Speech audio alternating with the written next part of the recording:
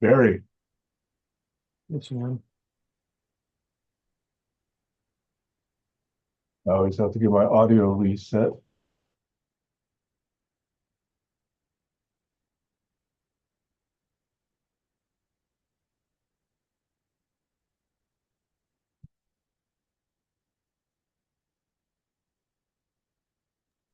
Okay, testing, testing, testing, testing. You're very soft. Same problem as yesterday. Okay, I'm going to Yep, change to the other microphone. Okay, now this is microphone two. that's a good one. That one works. Okay, all right. Yeah. Barry, you're back for more. I don't know. I'm still pretty punk. Did you manage to eat anything? Yeah, I yesterday I cooked up a big pot of spaghetti and ate a portion of it, and I've got like a week's supply of spaghetti now. And I had some cereal, small bowl of cereal for breakfast this morning and some coffee. Yeah. But I have trouble moving my bowels. I keep having an urge to move my bowels. Then I go and I try and I sit and nothing happens, and the urge goes away. And then I get up and I come back, and now the urge returns, and I'm in this loop that I can't seem to move my bowels. And I may be, getting up and going and sitting, and nothing happens, and I'll come back, and I don't know. Do you eat fiber? Enough fiber? Well, I think so. I mean, I had those 3 days where I only didn't have any solid food, and because I was up chucking, and then I returned to eating solid food, but now my bowel system doesn't seem to be moving along properly. And I'm trying to get it going, and it's been a pain in the tuchus, literally. You know, I feel like I got to go. I go and I sit down, nothing happens. The urge goes away. I sit there for a while, I get up, come back, and 5 minutes later, I got the urge again. Have you tried Miralax? I don't actually have any on hand. I don't have any X-Lax or what do you call that stuff on hand. I've never needed it. May need to start stocking up on that if this is going to Oh, become Barry, huge. you're in uncharted territory. Well, I'm almost 80 and I'm starting to get all kinds of issues that I never really had to deal with and not really attuned to, best practices with them. But I may just, periodically get up and vanish for 10 minutes and then come back and sit for a few minutes and vanish again until I could finally uh, unclog this cloggy thingy. I also know that, at least for people who have this problem, it seems that a lot of carbs and a lot of meat don't help. It clogs you up more than it helps. Oh, could be. I mean, it's not like I have a whole lot of choice of foods because, I make a meal and it's gonna last typically four, sometimes five or even six meals. My friend made me some shepherd pie, and I finally finished that off yesterday after 3 days. And that went down good. It didn't feel bad. But then I had this issue where I have this esophageal pain and I can't sleep. And after a while, I finally fall asleep. And Mhm. so I'm tired and logy and poor sleep cycles and poor elementary canal cycles. And at least the runny nose has ended and the upchucking has ended. But I don't know. I'm just getting old and frail. I don't know. Just something's completely out of whack with me. So, quick question, Barry, do you like celery? I'm not a big fan of it, and I rarely buy it. I find that celery has fiber. It's not particularly tasty, and it takes more energy to chew than it does give you. But I find that it's a good platform on which to put something else, like maybe peanut butter. Like peanut butter has protein, fat, and so you could do it that way, or you could do hummus. Celery and hummus is I pretty think good. I no, I usually do keep hummus on hand. I think I'm currently out of hummus. I neglected to buy another canister of hummus the last time I finished off. Hummus tends to last a long time. I don't eat that much of it. I'm no doctor, but I would suggest more fiber.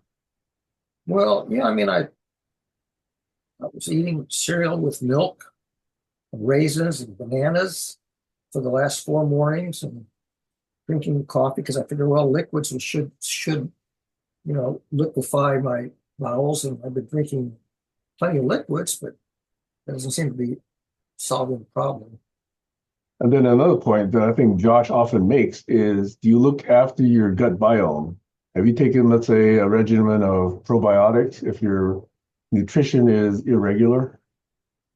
The only thing I have are just senior daily vitamins, which, now I think about, the thing is that because I was fainting for a few days, I stopped taking my blood pressure pills because the last thing I need to do is to lower my blood pressure even more.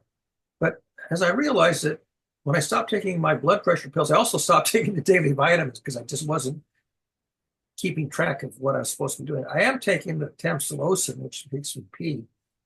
But I did forget to take my senior vitamin pills the last 3 days. Anyways, Josh, you might have some recommendations for probiotics because that's also something that goes whack if you don't eat regularly or you eat one thing a lot and then you switch to another thing a lot and then you switch to another thing a lot. So kind of doesn't get the usual mix of The shepherd pie and the spaghetti, they really are quite a combination of multiple ingredients. So it's not like it's only one thing. There's onions and there's tomato sauce and mushrooms and ground beef and pasta. I mean, it's the shepherd's pie had potatoes in it, and carrots and onions. I mean, it wasn't like I wasn't eating a variety of different kinds of foods, milk with my coffee, and I was drinking. Well, I finally finished off my grapefruit juice. Ran out of that. okay. Well, you just reminded me I have some coffee sitting on the coffee maker. Give me 1 minute to go grab that. A nice little segmentation since we've been talking about gut issues for now. Yeah. Well, here's Kayla. Hi. Hey, Kayla. We were spending the last how many minutes here? 9 minutes. And I was advising Barry to eat more fiber. He'll explain why. I'm gonna go get coffee. I'll be right. Uh-oh, Barry, what's going on? Oh, I had a week-long bout of this melange of ailments, alimentary canal issues, and last week ago I was up chucking and no solid foods, and then I returned to solid foods, and now I'm having trouble moving my bowels. It's just I'm having trouble sleeping, and I'm tired of logy, and it's a combination of issues that I just can't seem to sort them out or get my body to sort them out. Oh, I'm sorry. It's not fun having health issues. I'm not dying or anything. It's just I'm not getting anything done either. I have no alertness. When people send me stuff to look at, and I'm just too logy to look at it. Yeah. Well, it's good to know you're not dying. Pretty sure I'm not dying, but I'm not in the best of. You're not living the best. I mean, last week I never left the house. I'm even just one day I went to get the mail outside. One day last week, that was it. I didn't even go out to get the mail most days, partly because it's raining. Mm. So I'm just kind of in the slow and uncomfortable lane these days. Well, I have something fun to share. What's that? Maxwell shaved for the first time. Holy smokes. How old is he? 12? 13? 13, yeah. 13. Get a little mustache going. He's actually going for a younger role. I saw those photos with the long hair, and then the other, it wasn't cut, it was just Pulled back. tied back, yeah. Yeah. So anyhow, I went to this barber shop, and it's like your typical barber shop, old school. And, of course, there's a bunch of men in there, and they were so fun and helpful. I just walked in there and I'm like, can one of you guys shave my son? I don't know, I don't have any men around me.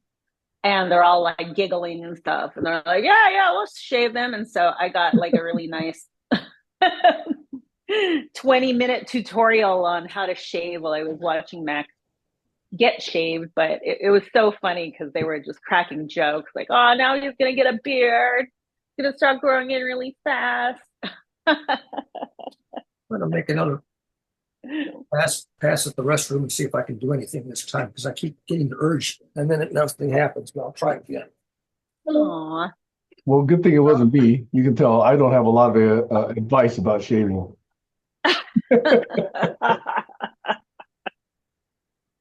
Yeah, it was so much fun. I enjoyed being in there. And see, that's the type of male energy that I like. Fun. Yep. Isn't it awful that I'm saying fun? Are you guys fun? I like somebody who's fun. But When's the last time you heard that word used in conversation? fun. Not many people are having fun these days. Well, I see it a lot in dating apps, and it signals like, not that I'm on it, but this is how much it's burned into my head. But it usually signals from men to women that they just want to get laid, and that's it. No commitment. I'm just looking for some fun. So I don't use that word often. Although you may be surprised to know that up until I was, I don't know, 40, 45? No, earlier, Uh-huh. 40. I did shave at least a couple times a week. But Oh, wow. I started off with those, $1.29, for six little big plastic razors Oh, my God. with just Sorry. a cheap shaving cream. Yeah. And then I graduated to an electric shaver. I still have one or two around somewhere. They shaved Maxwell dry Wait, with a blade. yes, that's right. I've never had that treatment. Was it never? Yeah, I've never had that treatment where, they take one of these traditional whisk, and they mix up the shaving cream in some wooden deep cup. Yeah. That's like the spa for men. Yep, never done that. Yeah, that's what I thought that they would do to him. But no, they just, explained to me the different, like electric razor, single blade, you're just telling me how to shave him. Because with girls, it's kind of different, sort of the same, kind of different. I was And just then being saying, Asian, I don't have to shave that much. So anyway, I digress. a little segment from Ali Wong. It's NSFW, so I won't mention it here, but I'll talk to you about that later. You know who Ali Wong is, right? What? You know who Ali Wong is, yes? Oh yeah, absolutely. She's pretty nasty. Yeah, she's pretty hilarious. Yeah, she is hilarious. I asked Addie, it was so funny. I saw Addie yesterday, and she said that she enjoyed talking with you guys, but she just didn't know if she's allowed to. And I was like, oh my gosh, yeah. She'd be a fresh air just like you are, Otherwise, Barry and I are always sniping at each other. No, it's different energies and everything. But I just asked her this morning if she wanted to jump on, but she hasn't gotten back to me yet. So Okay. I turned Go ahead. No, I was gonna say I turned her on to a television show called Lioness, and she might have binge watched it last night. So it's my fault. My fault that she isn't here right now. Yeah, seen it advertised. Oh wait, hold on. What? As long as yes, then I could take them. Yes. Yeah.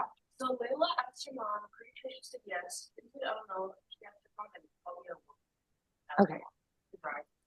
Okay. Thanks for telling me ahead of time. Hello? Hey, Oh, sorry. was that My son Maxwell? was Yeah. yeah, he wanted to go to Six Flags and anyways, we live half an hour from Somis and I just get really tired of driving everybody just because I am not afraid to drive on the freeway and I do it multiple times a week. Mhm. It doesn't mean that I want to drive on the freeway. So I was like, if your friends want to go to Six Flags, their parents have to drop them off here. And the argument is it's on the way. No, it's not on the way. If I were to go to Somis, I'd have to take some treacherous back roads all into no. So it's a lot easier from Ventura to go over to Six Flags. Now on the way back, I'll drop them off because I don't want them in my house after a long day. So I'll drop them off, but no, their parents have to make the sacrifice to bring them to my house. Especially if you're going to take the whole crew. Yeah, exactly. They- Exactly. They expect a free Uber, to and from. Yeah, exactly. I get so annoyed. Oh, Yeah, that will probably add over an hour, front and back to the whole day's events. yeah, yes. And so I always hear like, I don't like to drive. I don't like to drive on the freeway either. Are you crazy? Like, do you think I do this for fun? Like, oh, I'm just gonna go over to Long Beach today. No, no. Maybe in my early 20s, I like to explore, but not if I have to go through the concrete jungle. Okay. So, Especially in Southern California. I actually usually don't mind driving, especially up here in the Northwest, because driving anywhere, it's always beautiful. Every place is beautiful up here. yes. Down in Yeah. Southern California, well, it's concrete after bridge after construction center after, just so that I understand how you feel about that, especially, if you're just sitting in it and then, Yep. inching. Uh-huh. Then you see people cut, and then some people are dangerous, and then it's just awful. I think that's why I'm like real bitchy these days. It's just all this concrete. I have to walk the dogs in the concrete, to drive through the concrete. Let it out, And kid. then Join me in the bitchiness.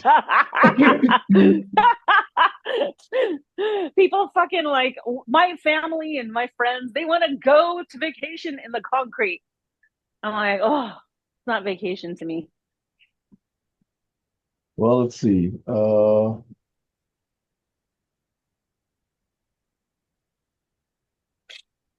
Man, if I recall right, the tickets to those places are still really expensive, unless you have some sort of special discount, which I don't know how to get. Those places are really expensive. Tickets to Those amusement parks. oh yeah. Well, for Max's birthday, I got him a annual pass. And then I had to get myself an annual pass because I have to go with him, right? So our annual pass allows us to take family and friends for like $29 or something. Oh, So the kids usually just pay me and then I get it for them. yeah. But that's not the special one that gets you to the front of the line every time, right? That takes more money. Yeah. Yeah. So Max and I have that, and then I usually just give it to his friend. And then sometimes we play dumb and oh, we didn't know we all could go there, or like because if it's not Disneyland, we could usually play dumb. Yeah. And then everyone can get on. Oh my God, the app isn't working. He's with us, this. Yeah. know what's wrong with the app. So Well, I'm glad that the weather seems okay to consider that kind of an outing today. yeah, it's just chilly, but it's sunny. Yesterday, the dogs were mad at me because we were getting ready to go on a walk, and then suddenly I heard this lightning or a thunder that sounded really close. I was like, "Oh no, is it happening already? Someone's bombing, bombing us." But I looked outside, and it looked like Vecna from Stranger Things was up in the sky. And so, anyways, Max looked it up and he said it was like an isolated thunder event in Ventura County. And so I was like, no, we're not going to go outside. I don't want to get struck by lightning. Ooh.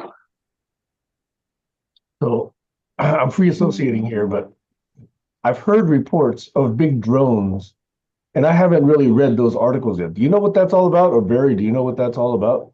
There have been stories from eastern states. There was one this morning from Germany that suddenly people are reporting drones unexpectedly, and it's one of those. It's like copycat stories. You know how copycats, somebody does a story, and then all of a sudden everybody's repeating the same story. And so people looking up. Well, it is a meteor shower right now. It's the Geminids. And so maybe people were outside looking at the Geminids and maybe they're seeing meteors. Who the hell knows? Except that the average person doesn't have enough meteorological knowledge to know whether they're looking at an aircraft, a drone, a meteor, what the hell. But they end up reporting all this stuff, and it's like any phenomenon. But would meteors streak across the sky rather than, stay stationary and then, all of a sudden dive to the water? Typically, meteors do move, and you only see them when they're moving fast enough to get hot. But who the hell knows? I mean, I don't know.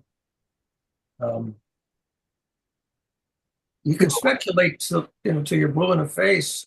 Except that yes, there are stories of drones. New Jersey, New York. I don't know. I think there was one in Massachusetts. There's one in Germany. I don't know. Yeah.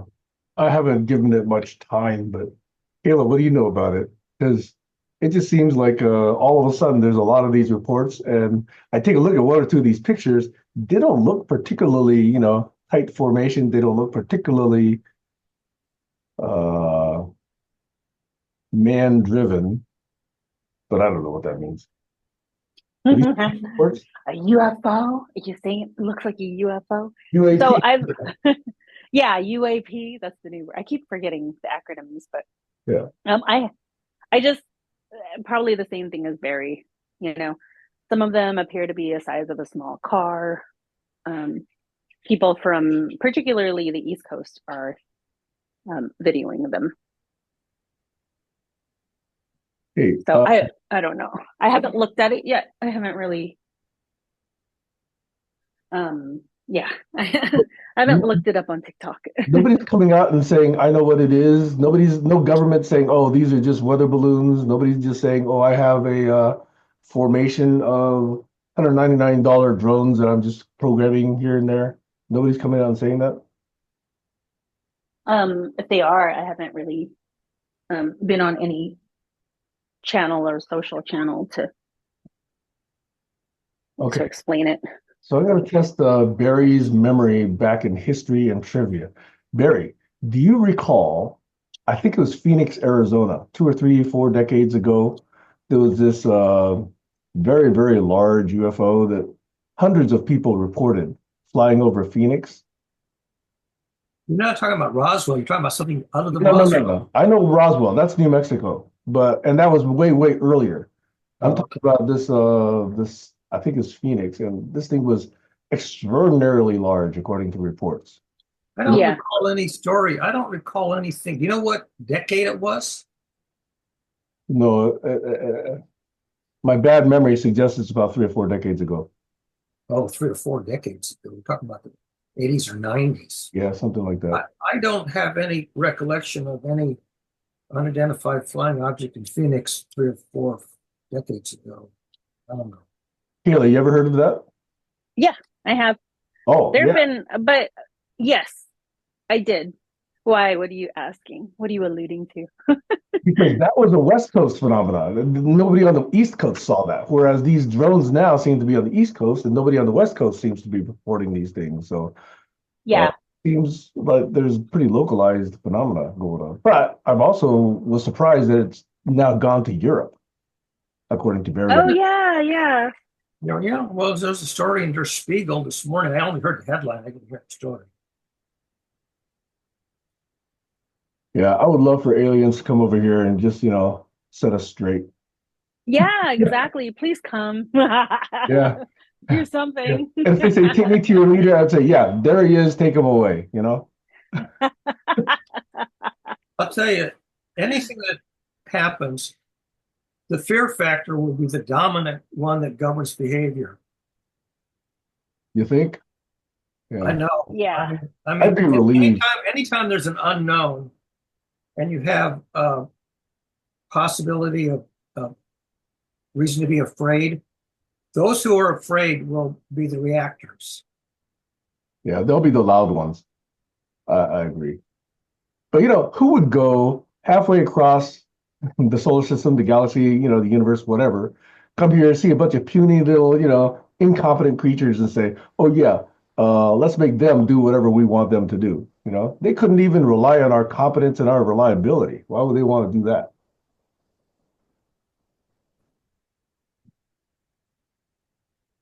Yeah, speculation and science fiction. I mean, that's a whole genre unto itself. I would think they would bring their own droids or their own whatever it is. They would probably have enough technology that they could. What's the opposite of terraform? Alien form our planet to whatever they want. I don't know why they even want it. Remember that David Bowie movie? What did he come here for? Was it water or was it salt? I forget. I don't Oh, know. I don't know that movie. You know what I'm talking about, Kayla? it's not the one that they just recently redid, Is it the right? one that the man who fell to Earth? That one? No. I guess I don't know what you're talking about.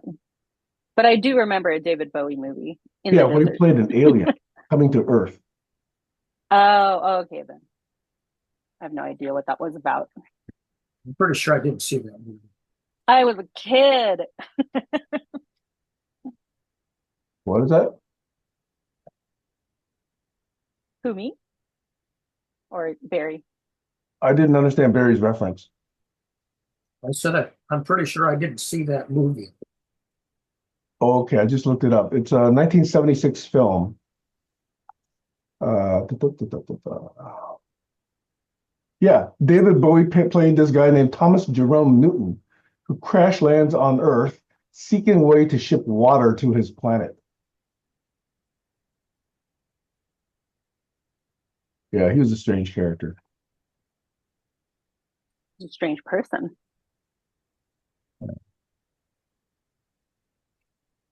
Anyway, I would love for some intelligence of any kind, not just human, to raise our average intelligence level. To tell us what to do. Do this; it'll make your life better. If they could just tell us that, Yeah, it'll be better. I know. Like, don't eat this much sugar. Boom, all the sugar goes away. Yeah, that's right. Take this special pill, and it's got exactly what we need for us to thrive. All the, gut biomes turn healthy. All of us get to live 20 years older. Blah blah blah blah blah. Yeah, but we'll still find a way to mess it up. Funny. It's Or the inside. It's what's Well, got to no. change is their perspective. What you're talking about, Sam, is the classical Messiah concept that some Messiah is going to come along that's knows everything and tells us everything, and we all buy it. And You know, some people believe in the messianic concept, and some people think it's nonsense. Not going to happen. Yeah. Or did- Well, I'm not saying it's because I believe it or because I've been inculcated with that kind of thinking. I'm just saying, given our current state, wouldn't we be better off? Because if any intelligence could go that far and come visit us, okay, what are the chances they're dumber than us? Zero, okay? Zero chance they're dumber than we are. I'm going to make another attempt. What was that? I didn't quite hear what the last thing Barry said was. Do you recall? I don't know what he said either. Okay. Hi. All right. So how many more auditions does Max have lined up? Just one big one. He has to play a 10-year-old. And then two parents who are Korean, and then the other one is Black and Latino. Oh, It's a good thing the Filipino in him it gives him a little color. so he's got 3/4 of it. Yeah. So yeah, we'll see. They said it was a hard casting. It's a horror film, so he's really excited. Ah, Yeah, there's some A-list actors, and the casting director did Star Trek, Star Wars. You know, they say that she never sleeps. She's that kind of a person.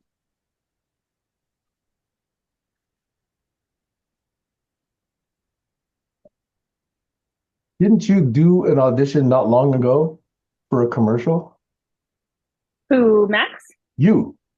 Me? Yeah. It was just a Chevron commercial. There was another commercial for like medical, something about medicine. They said I was too young. It was between me and a gentleman, and they chose the gentleman because they said I looked too young. So Well, I I should was have for that one. excited. Yeah, you totally would have. Oh yeah, we are seeing Tyra and Vernon because Vernon is going to be coaching Max, which I'm super fortunate. Oh, nice. This is a Netflix film too, so he's a Netflix director. Yeah. You know, I'm impressed Yeah, by the amount of investment that Netflix and Amazon Prime and even Hulu and some of these other networks are putting into their own shows. It's uh, it's so much money. It's so much investment. yeah, I know. And some of the I've things got you a come up with are interesting. Yeah, go ahead. no. You tell me. You Some of go. the I shows mean, are interesting, but some of the shows I just can't even figure out. I think I tried to watch Squid Games 5 or 6 times. I couldn't get into it. oh, The whole premise just seemed, like something I couldn't even relate to. oh, you know what I've been watching that you might be interested in, or just like um have some connection with is Lioness. Lioness. Yeah, it's about CIA operatives. Ooh. Yeah, usually I like those spy adventure, thriller kind of things. They're good entertainment, it seems. Yeah. And this one's really I think it's well written. I don't know. I'm not in the military. I'm not an operative, you know. But it's very well written. I really appreciate that too. When a storyline is well written. I'm discovering it late, but Gail got me to watch Dexter. Have you seen that Dexter series? No, but we have our very own Dexter. Isn't his name Luigi? Ah, yeah. Well, he's not a serial killer yet. He only did it once. I know. We know, right? As far as we know. Yeah, I know. I kind of want to watch Dexter, but I'm not too much of a gore person. Yeah, there's a lot of gore in that show. Yeah. Kind of describe it to you and turn you squeamish? No. Yeah, I thought the writing on the show at times showed some creativity and at times has really blatant flaws. So I just have to, expand my tolerance for some of that, and then it might be entertaining. Yeah. Yeah, that's right. You have the time. I'm actually starting this month, I'm gonna get more serious about finding a new gig. I basically gave myself a few months to just clear my head, but now I'm going to pursue some possibilities now.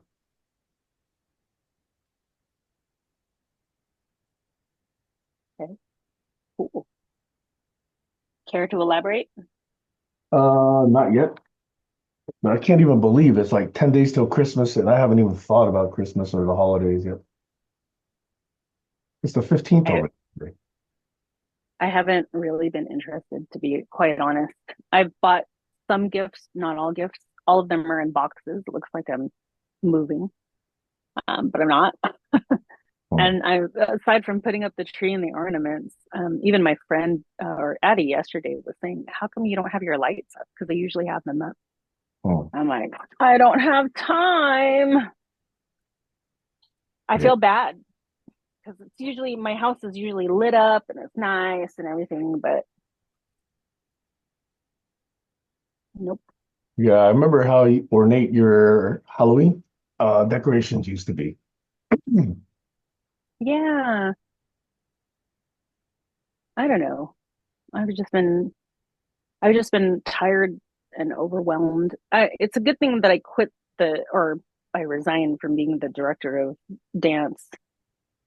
But I have switched from being busy in one area to another. So all of my creativity now is going towards fun development.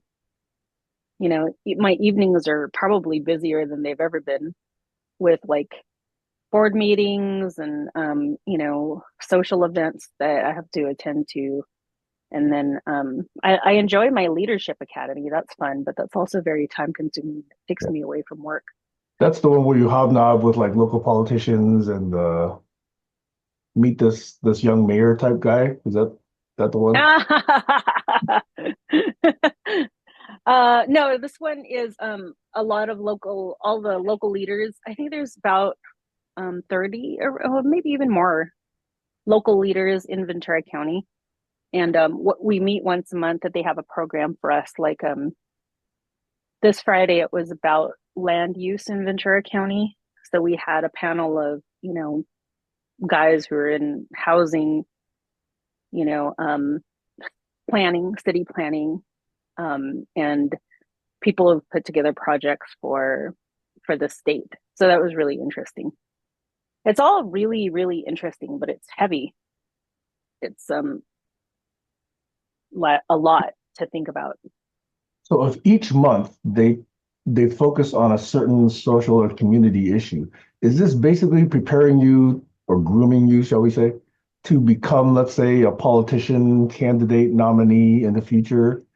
But Or I think the program kind of makes us aware as Ventura County leaders. Just I think it just is trying to make us better leaders by being, aware of the social issues. I think that's So really awesome. That's really awesome. yeah, it is. Like last month I was sick, so I didn't go on that one, but they went to the recycling facility in Simi Valley. And then they did the situation room in the Ronald Reagan Library. I was so sad. I'm all, damn it. That's like the one thing that I wanted to do, but I was sick, unfortunately. So the month before, what did we do? Oh, we did city explorations the month before, and then they also have luncheons just for alumni and then anybody in the community. That's where they talked about oil because we do have some oil fields in Ventura County. Um, but yeah, it's it's great. It really is. And is that just 12 months or is it continuing from here on out? It's only 8 months for my cohort. And then after that, you can choose to be an alumni and still participate in all of their events and all of their workshops and stuff. And then you probably have an opportunity to come and speak about some issues, Yeah, it seems like. yeah, yeah. They would probably come to the cool part is you utilize all of the cohort members to be part of the program. So if, for instance, they had wanted to talk about mental health and children, they would probably ask me. Bingo. Bingo. Yeah. How far into that book are you? The Gabor Mate book? I'm still like in the let's see, the second or third chapter. Mhm. I'm not quite sure. Yeah, that's heavy too. Is it making sense? It makes a lot of sense. It does. The first chapter just like hit me like a ton of bricks, as far as trauma is. Yeah. It's not a place where you want to be. And again, it's like things that I already know, but it's really nice to be able to see it in a different light, Yeah. a different context. So to overcome trauma, to the thing that I need to grasp is his definition of the levels of trauma, and how you can overcome it. But yeah, thank you so much. It's another book. Like, I love learning, but it's exhausting. I didn't realize how, I don't know how you academics and extremely smart people can do this, because this is where I don't feel like I belong in, like even a university. But I have to take breaks mentally and whenever I learn something new, because it's exhausting, Yeah. I think especially if it's pretty heavy. it was hard for me. It took me a long time to get through the first time. And then I made myself go through the second and third time because I knew I didn't pick up most of it the first time. Yeah, I know. I was thinking about investing in the audio. I did that. That was the way that I could actually get through it. Yeah. Yeah, I'm wondering if it's wise to get through it, and then if I want to hone in on the details. Yeah. I really enjoy reading because I can focus 100% when I read.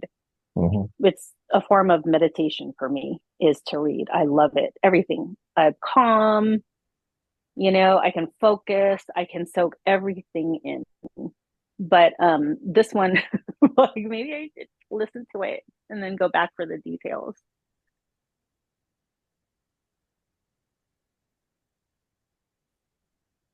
Every time I see a picture of his face, my thought that comes to me when I see his face is, man, this guy looks like he's been through a lot. I haven't looked at his picture. I'm sure it's in there in the book, but Oh, you haven't seen his kind picture? of, I Really? probably have in passing, but it didn't look like shit. He didn't look like It's a very unique face. You will not mistake him for anyone else. Oh, really? Oh, okay. Yeah, in fact, let me see if I can find one. Hey, he's got a lot of YouTube videos, by the way. So let me. Here's one. Here's a very good one. I'll see if I can find this one. Oh, sorry, I'm doing laundry.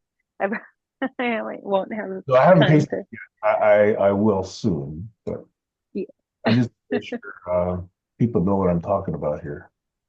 Thank you. I'm so sorry if we're like hijacking the conversation. You guys want to talk about something that has a Well, little bit more intellect?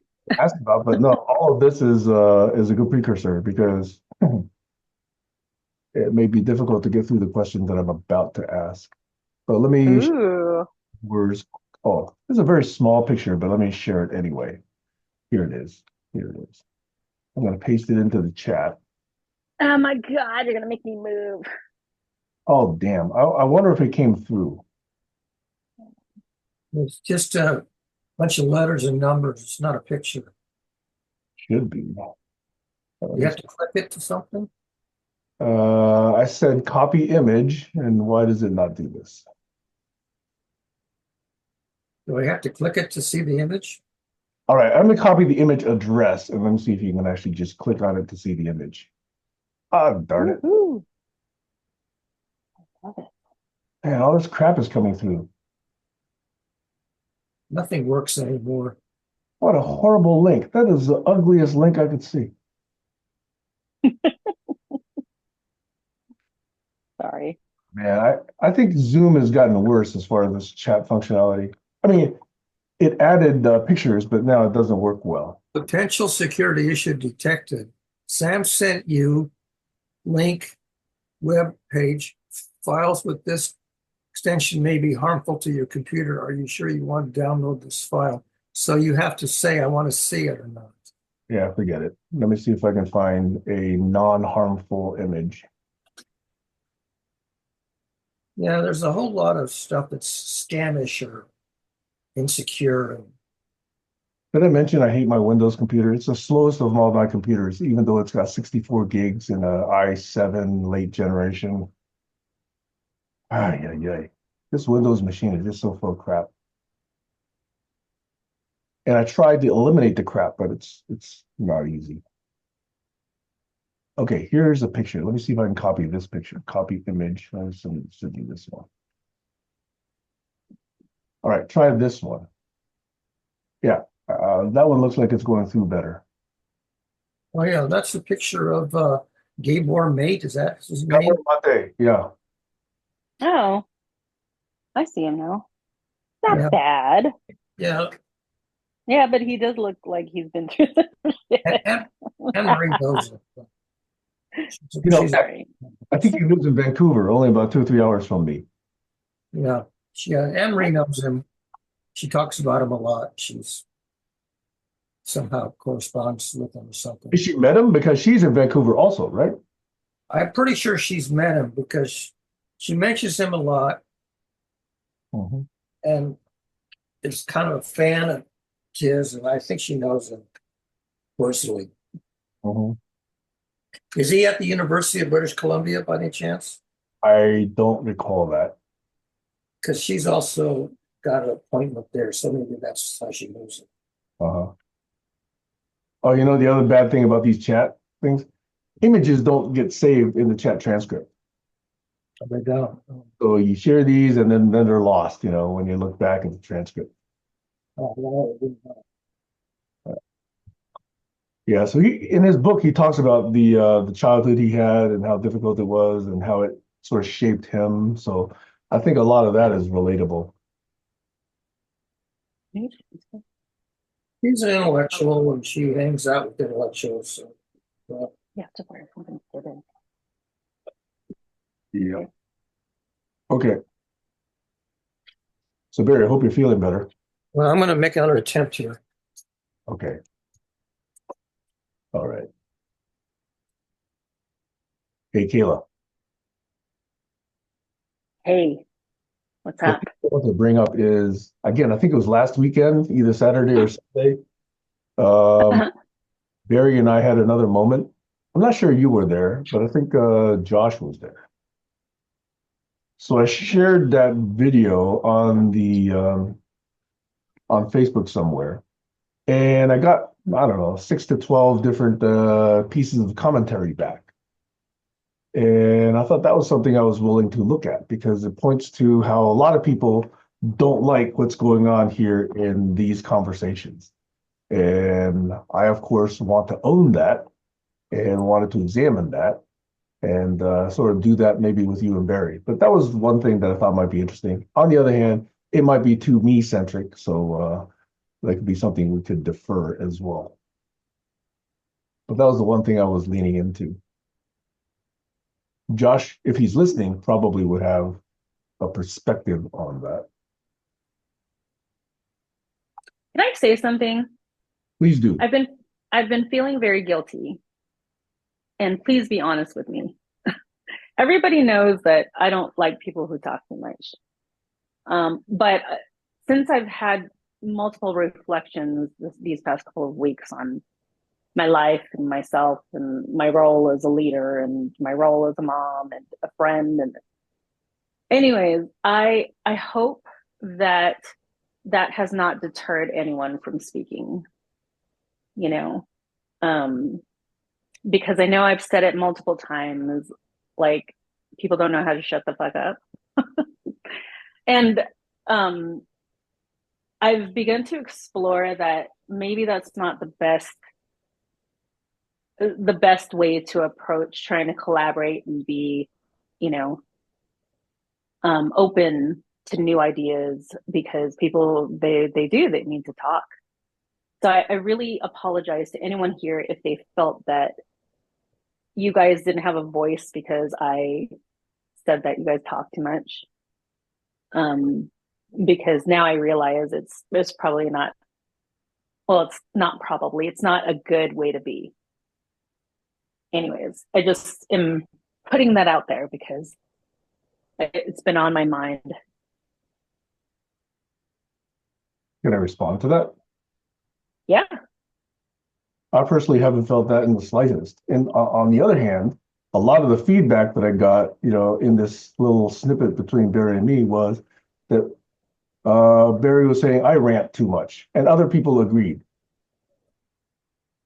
At least a couple other commentary said, yeah, this GCC, they didn't name me specifically, but they said GCC was mostly about people ranting.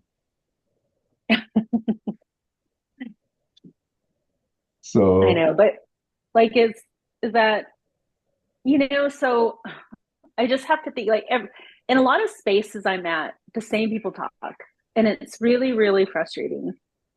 But at the same time, I really can't say anything to that because sometimes I don't speak up to say, hey, you guys are talking too much, you're repeating yourself. And I ask myself, like, is that necessary? Like, should people be repeating themselves? Should we suppress this jumble of, these rants? Anyways, I've just been thinking about that lately because the same thing happened to me this past Friday. I mean, holy crap. Talk about trying to prepare people to make a decision. We're all tasked at the Leadership Academy to do one thing in service to the community.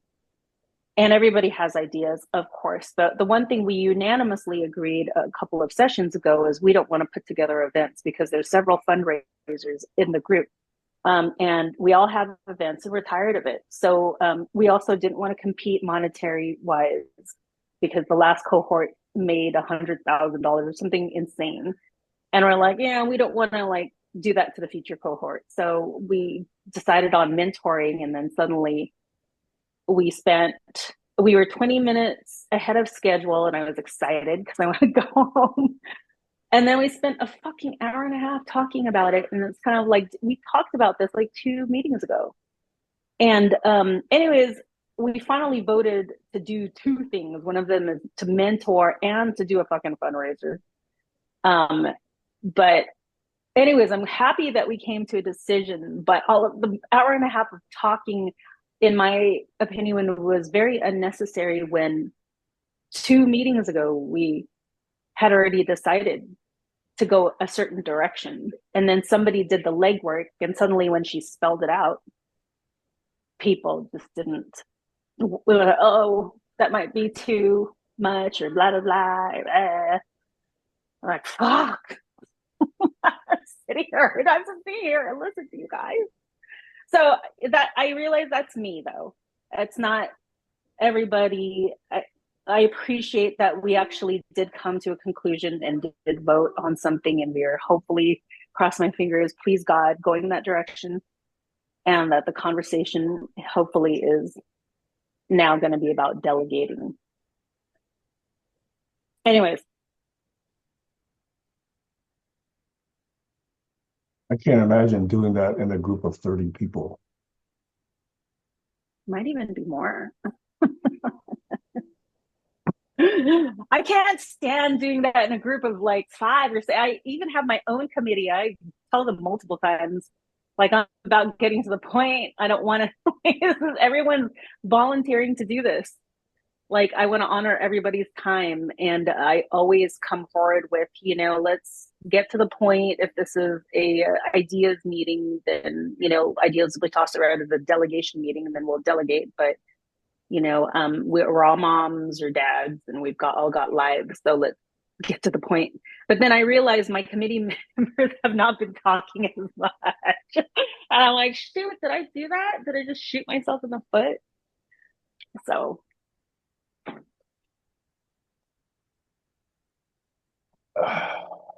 Let me see if I can reflect something which I think is directly associated with what you just said.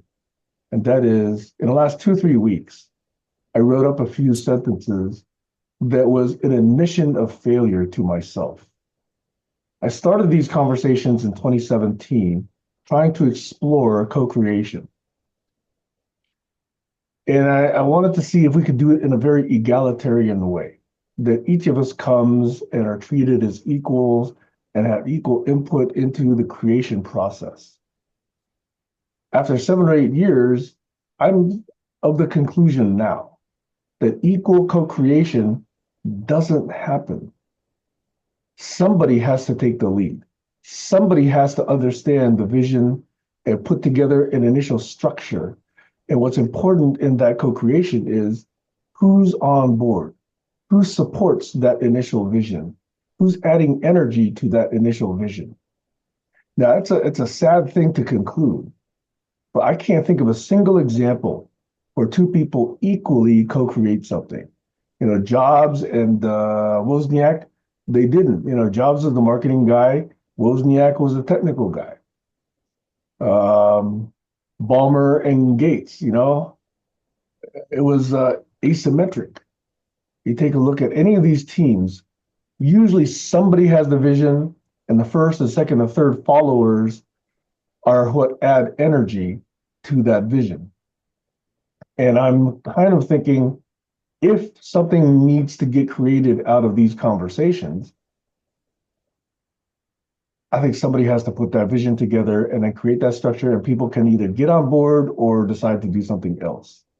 And I was sad to come to that conclusion. But for me, that's what I'm thinking and leaning towards at the moment. So hopefully the connection is there, but if not, I can do a little bit more. Over.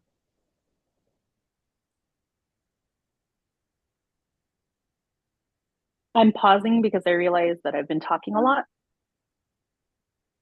but I do have something to say. I think right now this has turned into a two-person conversation, so don't worry about talking too much. Is Barry asleep? I can't see him. Barry made another trip to try and feel better. I would tend to have to agree with you. I learned that in a different way, that you cannot, as a parent, you can't balance your work life. There's no such thing. So you just pay mind to one thing at a time. So in spaces where there is harmonious co-creation, if you even call it that, there's usually an underlying theme that everyone has agreed to. But somebody had to state that. Somebody had to say, this is the theme, or this is the vision, right? Yes, absolutely. Or, you know what? I take that back. Unless you're in a free space as a creative and you're just bouncing around ideas. But yeah, the idea usually is originated by one person, and then other people kind of pile on top of that. Yeah. I like the energy of brainstorming where you get like three people or whatever, to sort of say, hey, what about this? What about that? Let's add this. Okay. But at some point, something emerges, and it's usually starting in, one single head. It's rare for me to understand how that's equally co-created by 2 or 3 people.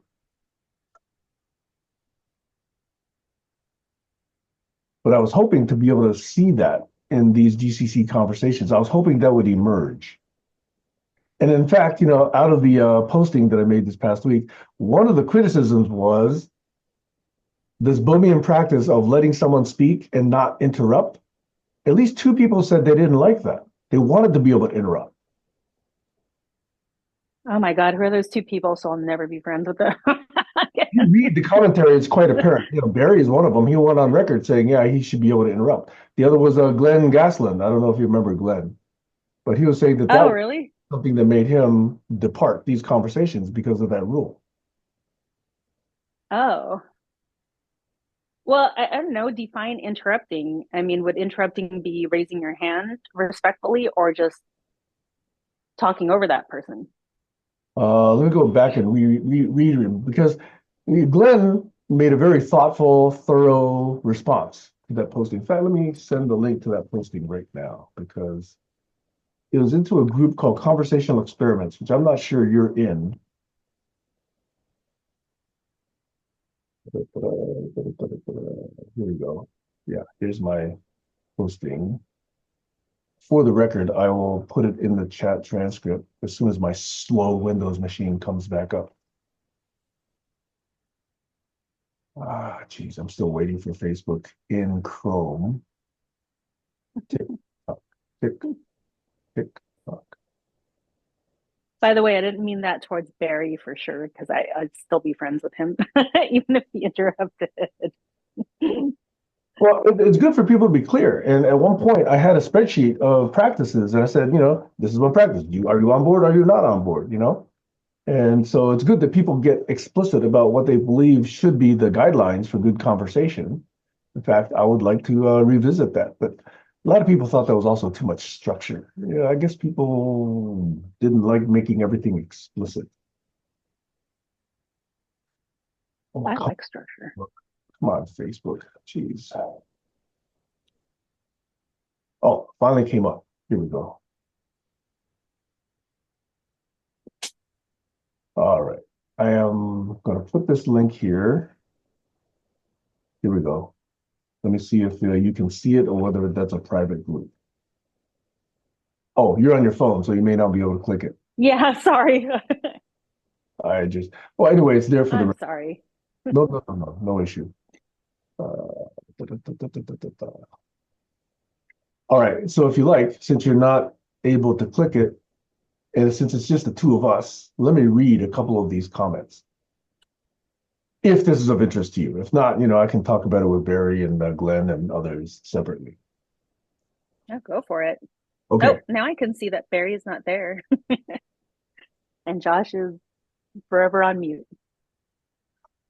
Facebook is still so slow in Chrome. What is going on here? It's barely painted the cover picture. It's barely painted the title, but the rest of the page is still empty.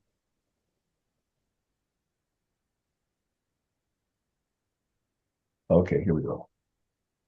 Okay, so my preface was, please help me out here. Where did this go off the rails? What should I have done? Thanks in advance, Sam. Okay, so I posted this on December 12th at around midnight. And it's the link to the December 7th session, which today's the 14th. Yeah, so it was last Sunday. Okay, so let me post one of the first comment was Neil Davidson. His comment was, what were the rails? Very important point. Okay, so I like that comment. Okay, so here's Glenn, and it's lengthy, so I'm going to read this. Okay, it's probably going to take 2 or 3 minutes. Okay, so Glenn says, Sam Hahn, I listened from about 119 and up to the point where it went off the rails, about 134.34. Observation, : Sam has had a passionate rant for a few minutes about how we have a society that does not encourage development of good ideas, then takes a brief pause. Barry begins to speak, and Sam lowers his head and is visibly upset, then begins to speak about having been interrupted, and now it's off the rails. Since you asked for feedback, I think I could offer something relevant here that actually relates to a main reason I stopped attending these meetings after being active for several years. This recurring pattern. Endless repetitions of the same rants over and over and over and over and over and over and over again. This, together with a strict protocol of never interrupting, leading to a pattern of people giving the same 3 to 5 minute long mini speeches over and over and over and over and over again. Result, the conversations didn't progress. They circled back on themselves, going into meta loops, and we never seemed to get to the heart of the matter or to doing something creative and interesting. After several years of this pattern, my girlfriend noticed I was sounding noticeably irritated in my voice towards the end of these conversations. I remember feeling something like, when are we going to get to the point? ? And the whole thing began to feel like a burden. This, together with a lack of meaningful work being done between the sessions, made it feel like going round in circles and never getting off the ground. To be fair, there were still many awesome and interesting moments in these calls, even with this pattern. Yet this pattern was very present and made it all into a kind of struggle. Here I saw a typical example of exactly this pattern playing out. What could have been done differently? First of all, I think in a case like this, interruptions must be allowed and taken in good faith. There should be enough trust to be able to break in at any time without flow being broken. In conversations between friends, it's always like this, constant interruptions and interjections, flowing creatively forward and back. In a virtual meeting with many people, it may be harder to do it that way, but with only 3, like here, it should work fine. Another thing that might help, doing some meaningful work between the sessions. Maybe AI can be helpful here. The core issue seems to be the conversations need to evolve over time and not endlessly repeat themselves. So that was Glenn's lengthy contribution. Oh, that is pretty thoughtful. So if you have any feedback on that one, please. Otherwise, I can, read a few of these other ones. So several people spent some time putting some thoughtful remarks on this.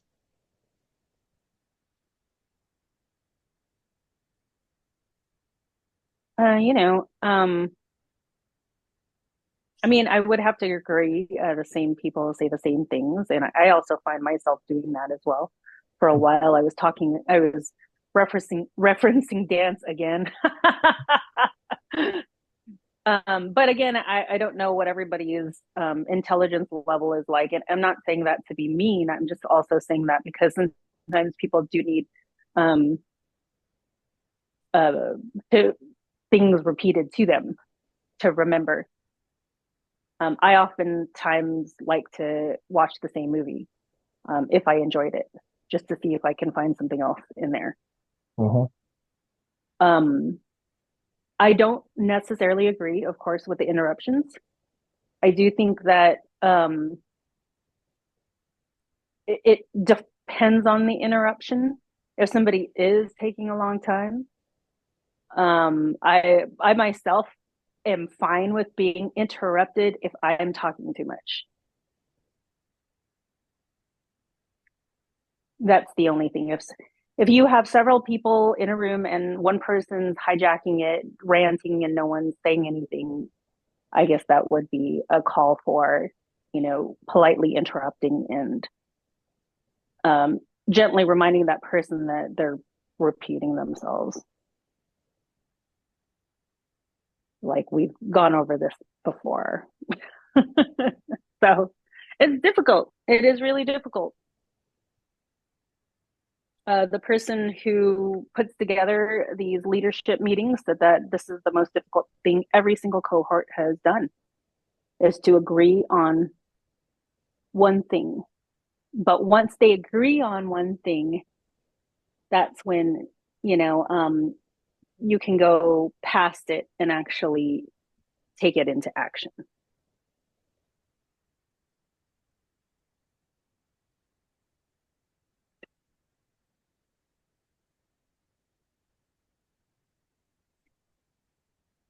Does that make sense? Yes, it does. One of the things that got said very early, but hasn't been repeated lately, has been that these conversations clearly don't stand in and of themselves. That, these conversations, in my mind, are meant to add to my exploration of issues, and that therefore the rest of the week, some perspectives, input from these conversations may affect what I do the other 166 hours of the week. So to me, I didn't come to these sessions thinking, oh, we're going to create a project and we're all going to collaborate together and we're all going to go save the world. Initially, that might have been the case, but we quickly let go of that particular idea. So the fact that we are talking and not necessarily coagulating into a project, to me, was not a problem. Although I do think some people still have that expectation. Harry, you remember Harry? His first comment was snippets, : the problem is ... Society should ... It should be ... I stopped listening ... My sense? ? Hey dude, maybe try I feel. And as soon as it doesn't feel good, stop until it does. So that was Harry's first commentary on this post. And then he said in his second post, Sam, I cringed watching this. I will not risk explaining what went wrong or why or how. In brief, this did not feel good at all. Blooming dialogue, in my understanding, is about open curiosity around one's own fundamental assumptions. Those core beliefs under the surface that never get looked at, let alone discussed. I actually like that one. To me, that's a good perspective. And then his third was the following, and it's 3 paragraphs. It has been years since I've been here. Kind of surprised the initiative was still kind of alive. As far as I remember, the GCC conversations were, at least to me, an experiment to have open, unconditional conversations. So instead of the usual, no preconditions. And from that point on, together find ways, patterns, and agreements. It was an exploration into the then popular term emergence, in quotes. What would emerge through this? My curiosity was to see if by doing this, we could find new and better ways to collaborate. I also assumed that all the other participants were less clueless than me. One rule quickly emerged. Let people speak until they are truly finished. That was hard for many people, but mostly also a huge gift, as it is rare in daily life. Looking back at it, not everybody had the maturity to appreciate this and use it in a balanced way. We went off the rails, I think he used one F, but I think he meant off the rails, in a humongous way several times, and all on the record, another early choice, in parentheses. Very long and winding story short, it fell, as always, short of my huge expectations. That is not why I left, though. I do not easily leave people behind me. I left when I realized that change did not happen this way, that the only change I could make was the change in myself. So I left to do just that. So that was Harry. Wow. I actually like that. Yeah. Yeah, go ahead. I do have to say that remember a couple of times I asked you what the meaning was to have these sessions. I feel like Harry actually put it, he described it really well. Mm-hmm. So that's how I see these sessions as well. Mm-hmm. So I'm past the project thing. Fleming. Really like how he said that letting people speak until they're truly done is a gift. That's actually really cool, because I'm one of those people who don't have the maturity to, not yet at least, to see that. So for the record, I was invited in early 2011 to join a group in Palo Alto on Wednesday evenings, moderated by Douglas Carmichael, which attempted to try and practice Bohemian principles. And so Doug tried to make a space where someone could speak, and then we would all listen, take in what was spoken before the next person spoke. And at times, if there wasn't enough space for people to sort of, ingest what was said, he would actually ask for a little bit more time before somebody else stepped in. I'm no Doug Carmichael, but I have thought that this group has mentioned Bohemian dialogue often enough that we wanted to try it. And I think 2 or 3 months ago, we explicitly had a decision where I asked, do we want to try Bohemian dialogue? And the response I got from the 2 or 3 people that were here was yes. So that's what I've been, trying to focus on. I think this listening part and letting this thing sink in before I speak again, really difficult. Really, really difficult.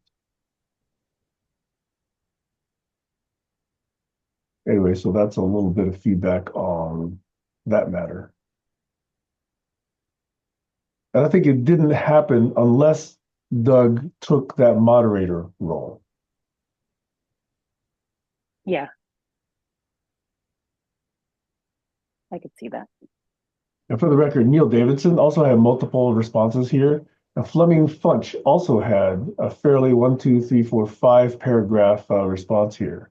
I appreciate everybody, actually giving their perspective on this. And I have to put all of this together because since I asked for it, I want to value the responses that came back. So that's why I wanted to examine it here and also, on my own. But Fleming started this thing called conversational experiments. It started probably, I don't know, 2015, 2014, 2016, something like that. And I only joined it somewhere in 2017. So by that time, it was already a community that was having conversations every week. So Fleming started that. He lives in France somewhere, Toulouse, France. But that has been dormant now for several years. But anyway, it's that conversational experiments group that I posted this particular video because I thought, hey, these people have been considering conversational experiments. They're used to looking at conversational patterns and how things work and how things don't work. So I thought that would be a good place to get some feedback, and indeed, I think it was. So Fleming wrote, can I read his paragraphs here? Yeah, go for it. So he wrote, I think part of the problem here, and in many conversations, is that there's no shared agreement in advance on what the goal and the format and the rules are, and therefore participants imagine different frames and outcomes. The only sure rails were the format imposed by the medium, a Zoom meeting. If it were a Bohemian dialogue, then you could just say your piece, and after a pause, someone else would say theirs, and there would be no requirement to respond to what you said. There would be an expectation that what you say is sort of fresh and authentic, what really needs to be said right now. If the goal is to get somewhere together, which I think is in part the case, and you just expressed a passionate and clear wish for change, which I think you did, I can certainly understand if you feel let down by somebody else just going on to what they want to say without acknowledging your energy. But the main thing wrong is that there's nothing about the format and the implicit rules that makes it likely that something is accomplished. It is people who show up and talk. There's a title that hints and what it is. I'm sure you and others have left plenty of hints about what you'd like to happen. But there's nothing in the way you communicate or in how the group works that I think will help to make that happen. Meeting many times with the same people doesn't make it any better. There's no automatic collective intelligence that emerges just from meeting a lot. There's nothing about that which makes it work. Might just end up feeling like everybody's saying the same rants many times, which seems to be part of what's happening there. So in my opinion, different expectations from the participants and a lack of structure to support the desired outcome. The latter is a core subject I'm very interested in. What kinds of conversational structures will support what kinds of likely outcomes? So that's Fleming's response. I saw that Josh put something in the chat. He did? I don't see it. Oh, there it is. Let's see.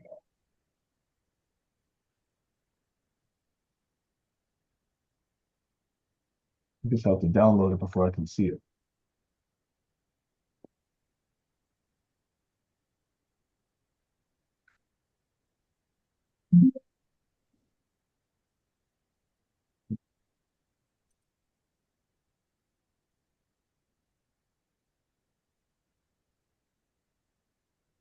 Man, Zoom makes it a multiple step process for me to even look at this thing.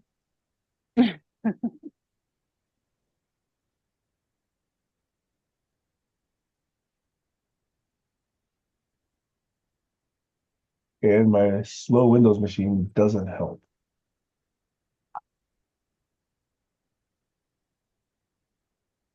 Sorry, I'm still doing laundry.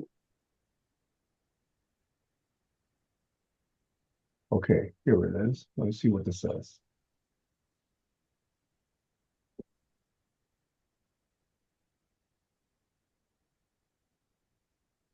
Come on, show it.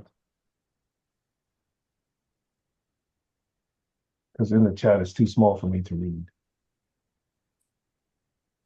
And this Windows app doesn't let me zoom it in Zoom itself. Come on, open it.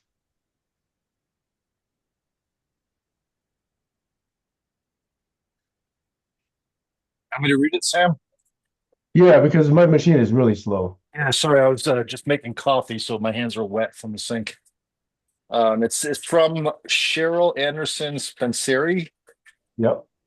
and it was at Thursday, 11:22 a.m. She sent the first message saying, "Just listen to Sam's collaborative experiments post asking, where did this go wrong? Just my 2 cents here. I thought you were a voice of reason. Why? Because while you're passionate, you're first and foremost rational and egoless." So the next thing says, haven't heard who the mystery person is yet. I'm 3/4 of the way through, but AI comes to mind, or maybe Mark Cuban. And then it says, laugh out loud. And now you guys are talking about ego and egolessness. And in doing so, just made my point when you said you welcome your collaborators to do better and take your job. And that's the end of it. That was the message that was sent. Mhm. Yeah, you were trying to settle us both down. I recall that. Yeah, I mean, here, let me trying to get back to you guys. Sorry, here you go. Can you see me? I'm not looking at the window. Yes, I can see you now. Yeah. Okay. Sorry, just trying to make some coffee. I have to ground the coffee beans. I ran out of coffee beans. Mhm. But yeah, I actually I just wanted to let you know I did a deep dive yesterday. I went into one of my web servers and I was trying to see who was using the most resources. And it turns out the GCC website was using 80% of the resources. Oh. What? Yeah. Yeah, I spend $300 a month for the last 10 years on a web server just to have the best, most optimal everything for all my clients. And about 2 years ago, I got rid of my last client. So I haven't been using it, but I still pay the $300 a month for everything. And it turns out GCC was using 80% of the resources. It was using 70% of the storage and 80% of the traffic.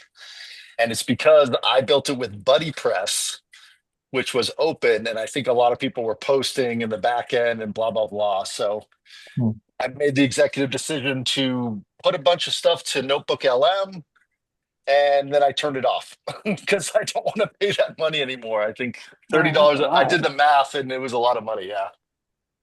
So yada yada yada. Notebook LM is awesome. And if not this week, I would love to take your Excel spreadsheet, Sam, with all the URLs. And you can do, I think 7. I did the one from the website that says, why did we start GCC? I did some initial ones with Tammy.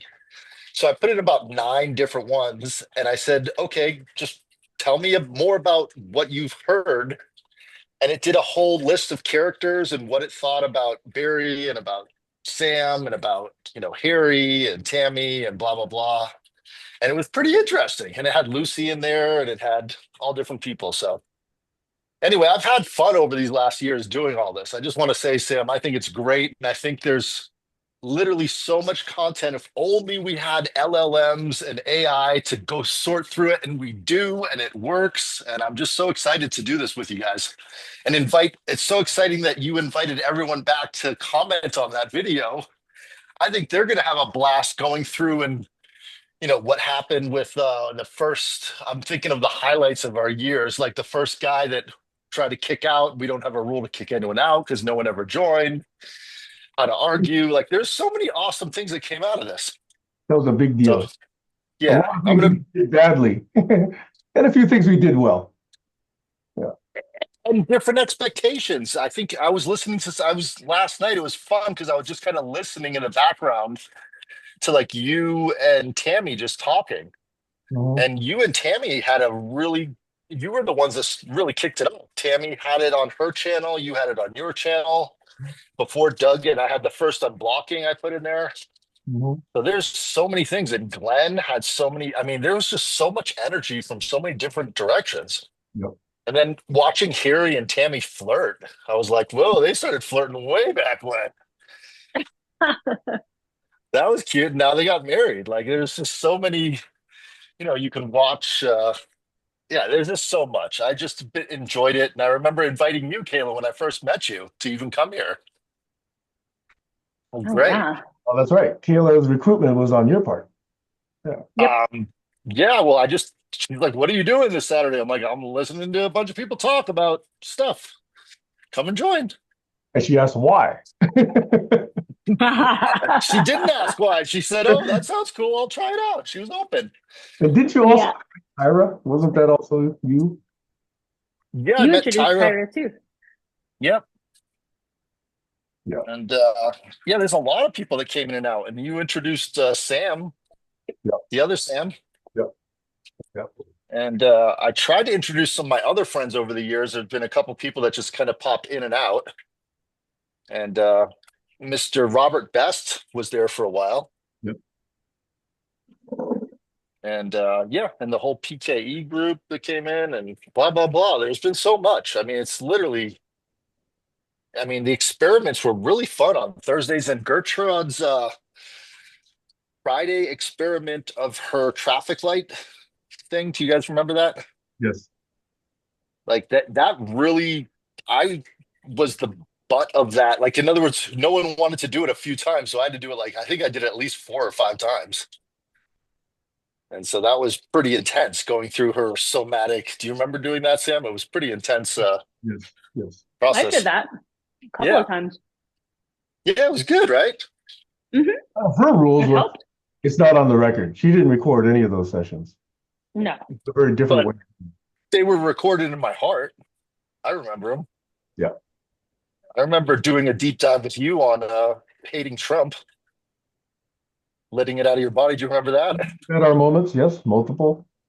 Yeah, that's what I was trying to do this last year. I was like, just let the heart go. Like, it's not about him, it's about everybody else but him. He's not even the center. Even though he becomes the president, he's not the focus of everything, you know? It's hard. I mean, life is hard. It's hard to figure all this stuff out. And how to anyway, I'm gonna done ranting. I have all the notes and stuff. I'm happy to publish it or share it in any way. And I also really want to do what I always talked about is make a YouTube channel that's not owned by any individual here, but owned by the public for the future record. And I'm happy to do it with another organization or start our own. So The raw whatever you want. I consider exactly that. You know, they're there for anyone else to repurpose and do whatever they want with. That's why I post them.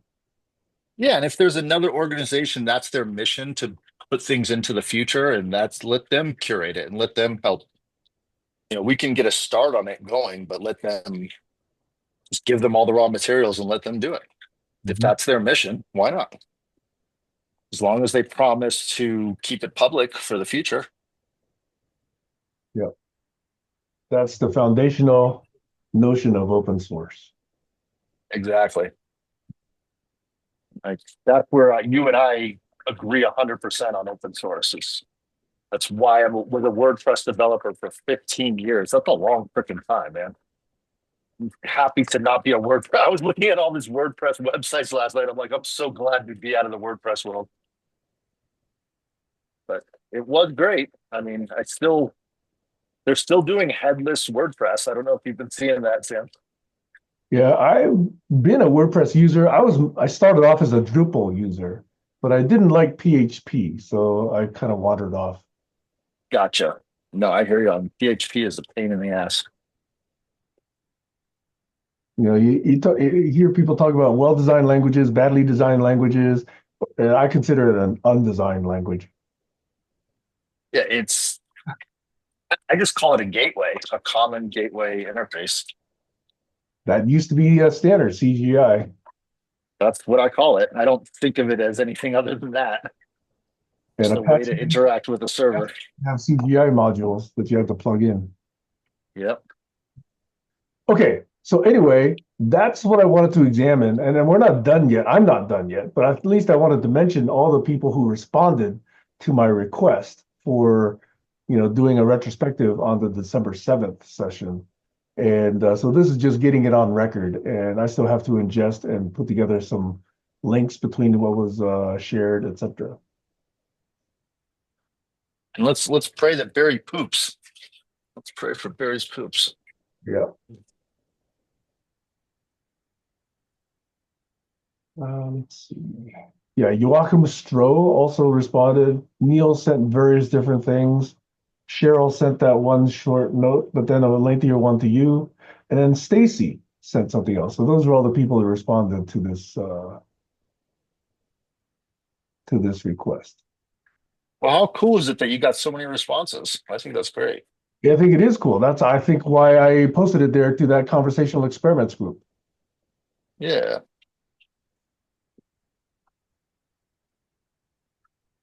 Okay, I'll call it done, at least for today, on that particular note, on that particular topic. Yeah.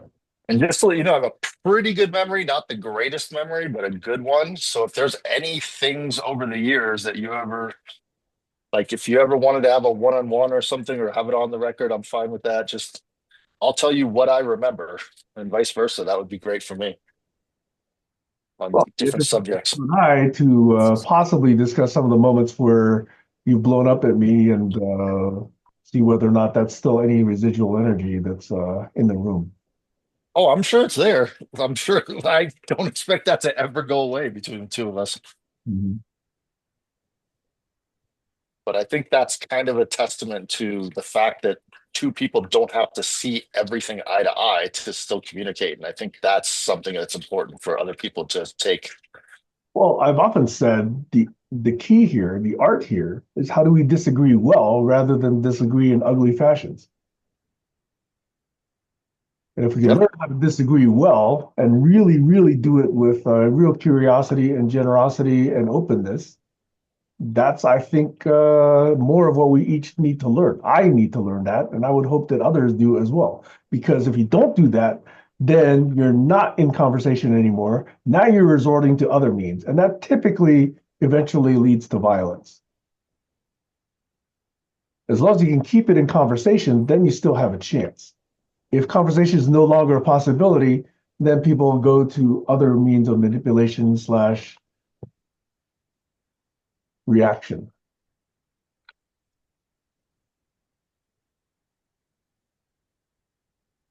And I think that's what the world needs is to not go towards violence, not go towards war, not go towards, abuse.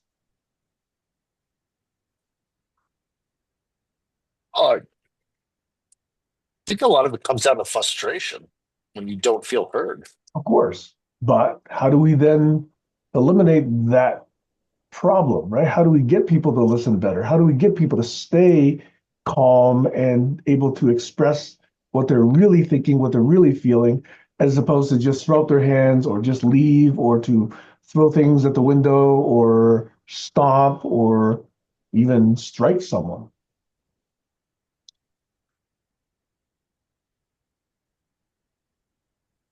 I the way I teach my daughter is patience, and I say it's a thing that you grab and you hold on to, and you can hold it on for 2 seconds or not grab it at all, and you have none, or you can hold on to it for a little while. So I say, if you would like some patience, I'll give you some patience. If not, go be mad or cry or get angry, or sometimes you got to walk away from the table and go take a walk.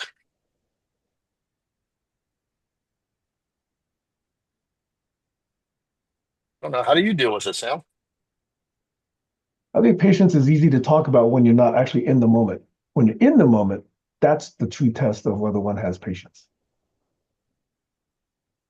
And I think the preparation for it is not in the moment. The preparation has to happen days, weeks, months, years prior to that. In other words, practicing breathing, meditation, relaxation, Tai Chi, if that's what you want to do, yoga, if that's what you want to do, stretching, if that's what you want to do, walking, if that's what you want to do. But getting that foundation is necessary. If you don't have that foundation, then reaction is the only thing at play in the moment, in my view.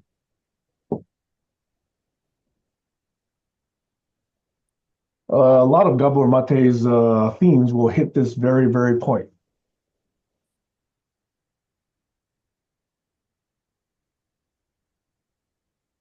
You say Gabor Mate?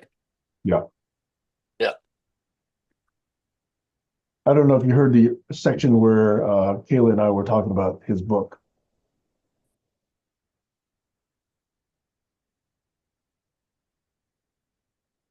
But yeah, unless you've actually anticipated these moments and prepared yourself to be calm, in martial arts is the Budo way, Bushido. But if you don't actually practice those, then in the moment, it's all reaction. It's all amygdala. It's all reptilian brain. Unless you've conditioned yourself to say, okay, this is the moment where I do need to breathe. I do need to step back. I do need to act calmly. I don't want to go to yelling. I don't want to go to anger. I don't want to go to name calling. I don't want to go to epithets. I don't want to go to violence. that's not something you can instantly decide, not as a regular human anyway, in my opinion.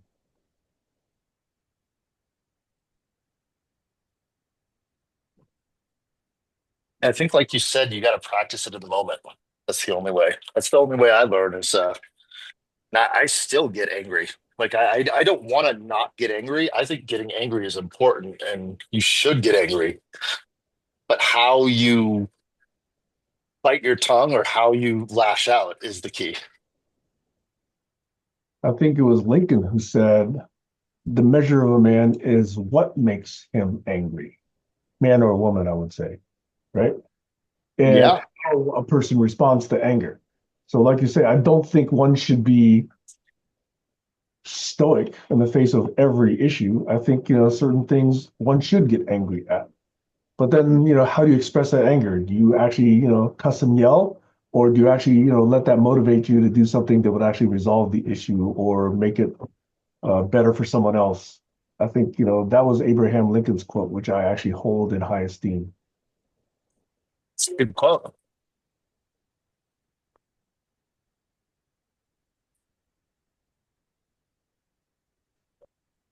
Sorry if it's loud. I'm just boiling the coffee. It's not loud. I think Zoom is doing a good job filtering out that background noise. Oh, nice. I guess here, let me check my If it's on auto, it'll do that sort of thing. It'll do it well. And you want to turn that off if you want to play music, okay? But otherwise, the auto filtering is pretty good.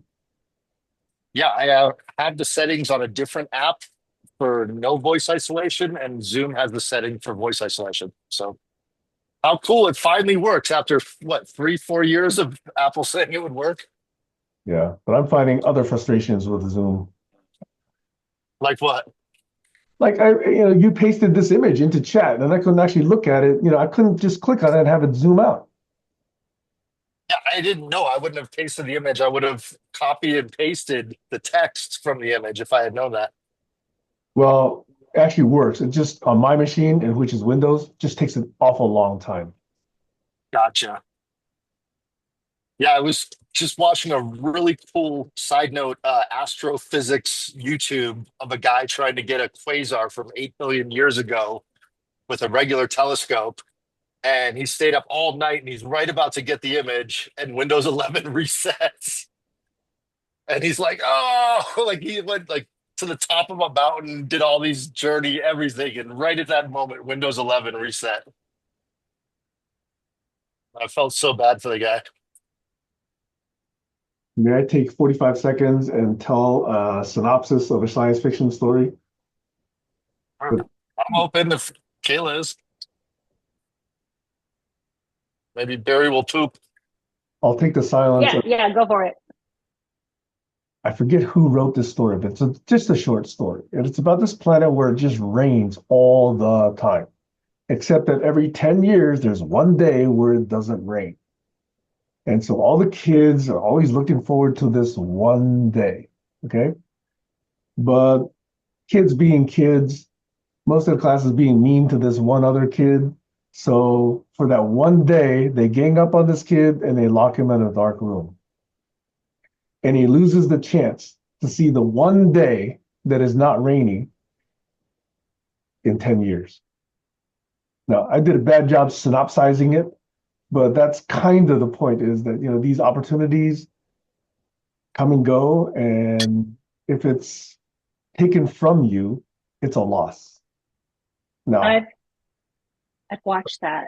you did? Yeah, sorry. Here I am interrupting and saying, I don't like it when people interrupt. No. Go for it. Is it into a movie or a show? Yeah, they turned it into a movie and it was a girl. And they went outside and enjoyed themselves. And then they picked a bunch of flowers and ran in the fields, and it was awesome. And then when it rained again, they came back inside and realized what they did, and they gave her all of the flowers. And she was crying. I didn't even know it got made into a movie or a TV show. I'll have to find it, because I remember that story making an impact on me when I read it. I read it like 4 or 5 decades ago. Yeah, Josh. I was just going to comment. There's a difference between interrupt and interject, and I think we should talk about that someday. So because that's a big difference and a fine line between the two. Yes. And also, there's a That's what I different, was saying earlier. yeah, Sorry. there's a That different agreement that's optimal between, let's say, 2 people versus 3 versus 20, you know? In groups of 20, when you have 19 people interrupting, you know, clearly that's going to be, in my view, a very chaotic energy. But if 2 people or 3 people are, you know, kind of going the same general direction and you can add to that general understanding, I don't find that's a problem. But that's not the kind of interruption I was objecting to.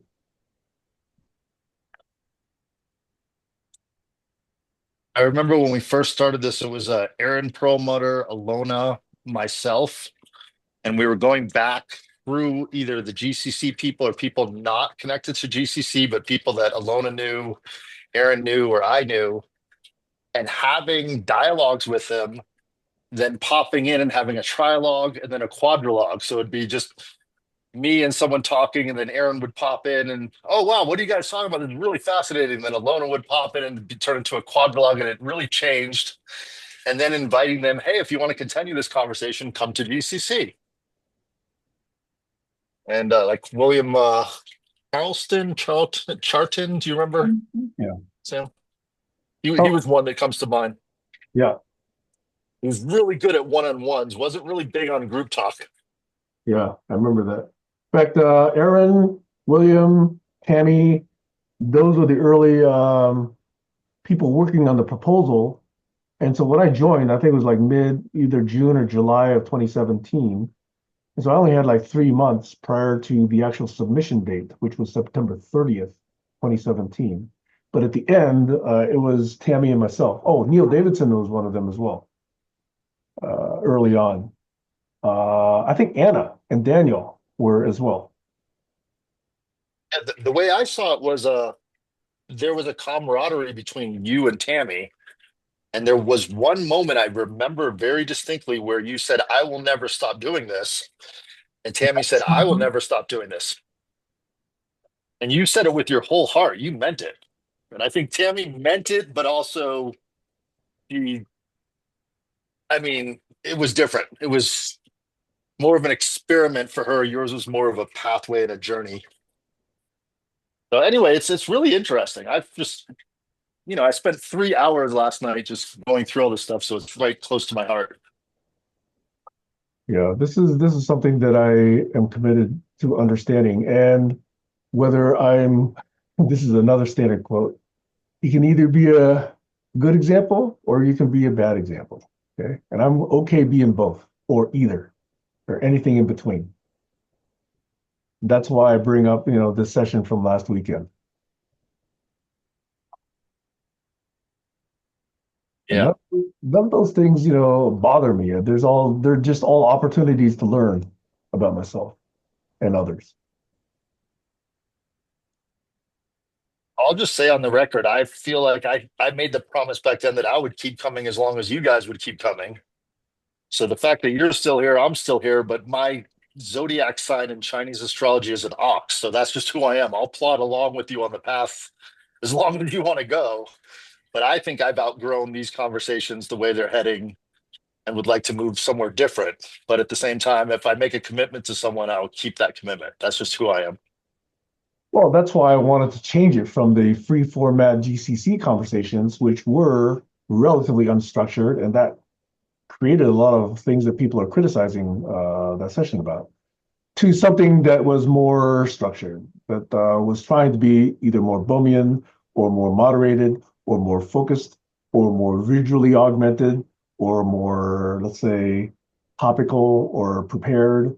So that was why I'm not calling these GCC conversations anymore. I'm calling them CSG conversations. I don't know if anybody noticed. DSG? I did hear you say that a few times, but Collaborology Study Group, CSG. That's how okay. Sunday one was constituted. And I am now using that for both the Saturday and Sundays. I'm no longer using the GCC moniker, although I still post it to the same playlist on YouTube. Got it. Yeah, maybe we can you can use CSG and I never liked GCC personally, but global challenges, collaboration never worked, but global conversations worked for me. Yeah. Like I love the openness. I never wanted it structured. I love the Thursday and Friday unstructured. Yeah. It was definitely the way it started was a lack of was no implied structure. And every attempt to try and bring structure to that met with some objection because the initial premise was no structure. And that's why I've kind of changed the name. Yeah, and I think that was Tammy's thing, the no structure. I think so. Tammy and others. I think Doug Yeah. also. And me. And I'm including myself in there. Is I was with Tammy on that let's do a Friday experiment. Let's see what happens. Let's all talk about anything on Thursday, but let's experiment on Friday. And then let's barn raise with you on Saturday and unblock on. I think that formula is a genius formula. I think it's a 4-part east, west, north, south.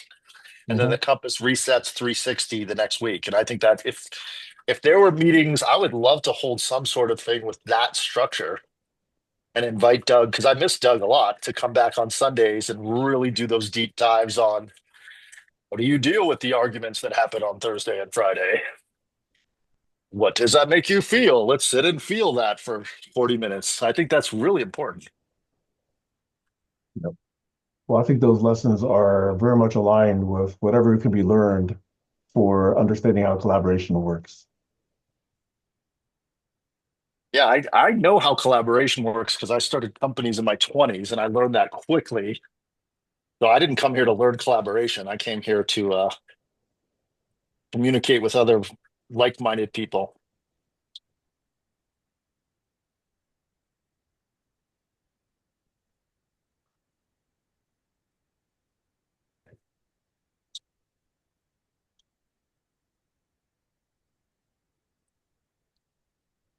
And I'm just concerned about Barry. I keep looking at his chair empty. I'm like expecting him to sit down at any minute now.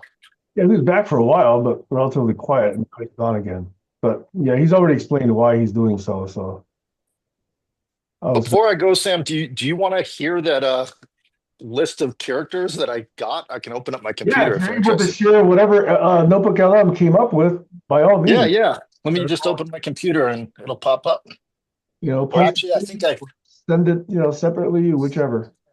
yeah, I got it in my notes too. I copy and pasted it into Apple Notes, so I don't have to go to Google. But I don't know if you saw this was the busiest AI week of all weeks in the last year. There's a lot been going on. Yeah, O1, Okay, Google, turn on everything in the studio. Cursor, Bolt. Can't even keep up with all of it. Yeah, I can barely keep up. Whew. Uh, the Chat GPT got the multimodal feature this week. I've been using it. It's so scary. You can put the video, like I could have a video behind us, or I could have it watch this screen and tell me what it thinks about the conversation, like what you're wearing and what's behind you. And Yeah, I tried to hook up read it to this session. It's not easy. It's having authentication problems. But yeah, more and more of these meeting assistants can then provide a lot of moderation, which up till now has been human-centered. I'm curious, maybe we can hold the conversation with one of these models as the moderator. That would be a good thing to try. Yeah. Let's see. Maybe the frame would go yellow and blink, and there'd be awooga, awooga, you're going off topic. I guess it depends what you set the weights to, is what it comes down to. Like it's like when I'm driving in the Tesla, if I'm in chill mode or if I'm in hurry mode, Right. it changes the drive. I don't know, when Barry and I were speaking, I was talking about your interest in the gut biome, and I was wondering how Barry might reset his gut biome so that he would have a easier time. Well, now that I see your back, Barry, how you feeling? Well, I finally was able to pass pretty rock hard bolus, a couple of pushing and extracting. I finally got a good chunk of the rock hard stuff out and maybe out of the woods now. Boy, I'll That's tell awesome. you, that was tough. I think what I God needed bless was you. an enema or something, which I don't have. What do you need? I probably would have needed an enema, which I don't have and then I'm a kid. So because it was rock hard and just didn't want to pass. But I finally was able to push it out and pull it out and extract it and get it bit by bit, one little bolus at a time, rock hard, dry bolus that just didn't want to go. Yeah, it's not poop is not a fun conversation, especially being a microbiome guy. I had to deal with that for a couple of years, but I Yeah. did meet a lady. I think I invited her to these conversations. Her name's Joyce Rockwood, and she is the colon expert to the stars in Beverly Hills. So she helps all the superstars when they need enemas. Oh, But yeah. there I've there never are actually. people. I'm saying it's there are people in your area in Boston that will, for 50 or $100 will help you out. You Yeah. remember I had a whole show about this decades ago? I don't know. I don't. She might have been on a show. She could have been. She was living in Hollywood for a while, Oprah or was in a LA. colonic kick for years.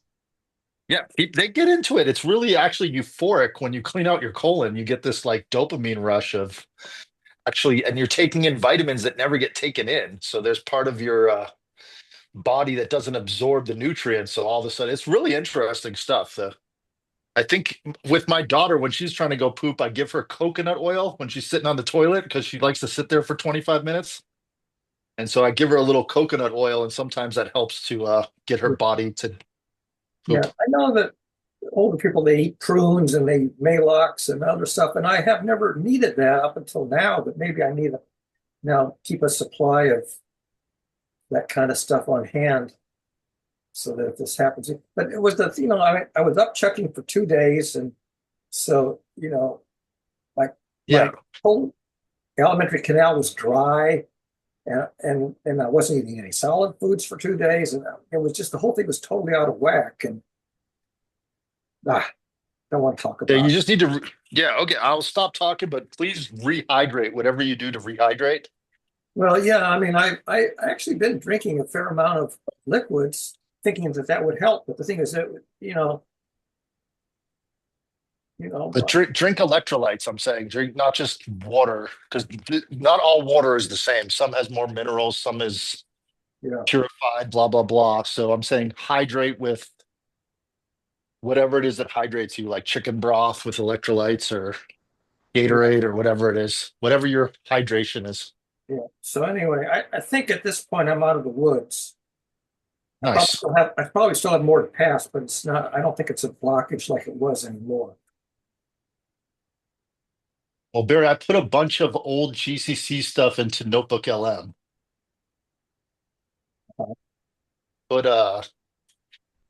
sorry, I'm having trouble breathing. I quit smoking a few weeks ago and I can't breathe anymore. Really? Yeah, it's terrible. Like I really wish I could smoke again.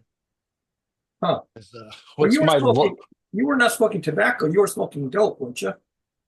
I wish I was smoking dope. I was smoking tobacco. You were. Okay. I didn't know what you were rolling Yeah. in those cigarettes. Turkish tobacco. Oh, okay. Yeah, I wish I was rolling dope in those cigarettes. That would have made the conversation a lot easier. That's pretty that's pretty funny. All these years you thought I was smoking weed? Well, I didn't really know. I mean, I know that you were rolling your own, and I just thought, well, who knows? I mean, it could have been dope. It could have been. I didn't really stop to think about Yeah, yeah, I get it. Most people don't roll their own cigarettes, I guess. But anyway, I put in 2018 6/17. So I'm assuming that's June 17th, 2018 11/02, 2024 12/07. And then I put in the website, but I just canceled it. So I don't know if it's still actively digested, but at the time it digested the whole website. And then I put in transformative dialogues it. Where did you put all this? into a Notebook LM. Notebook LM. Have you used it before? What's a Notebook LM? It's Google's little notebook thing. Oh, You can add a source and you can upload any files, PDF, text, markdown, audio, or you can put in websites or YouTube files. maybe I'm not familiar with it. I mean, I know a lot of the Google stuff, but they keep changing it, and they run it for 2 or 3 years, then they discontinue it, and I kind of Yeah. lost in what. So the source limit, I'm only using maybe 10%. Um, So 5 of 50. let's see. Well, I've only And got 2 gigs of the gratis from Google, and I'm probably more than 10 in use right now, mainly because of Gmail stuff. gotcha. Well, I'm trying to go back. I'm glad I took other notes. Let me just go back to my other notes. So here it says cast of characters. Barry seems to be, and this is only from those 3 videos I put in. If I had put more videos, it would have got more. But it says Barry seems to be the host or facilitator of these conversations. He expresses fatigue and illness. In the later transcript, he's technologically inclined, interested in social change, and often critical of current societal structures. Sounds about right. What Yeah, what years were these? 2019? this was 22 from 2018 and one from the one that Sam wanted people to review from a couple weeks ago. That's his GCC sessions or other sessions like the GCC? Yeah, these are all GCC sessions. So one was the start. I basically put the beginning, a middle, and an end in there.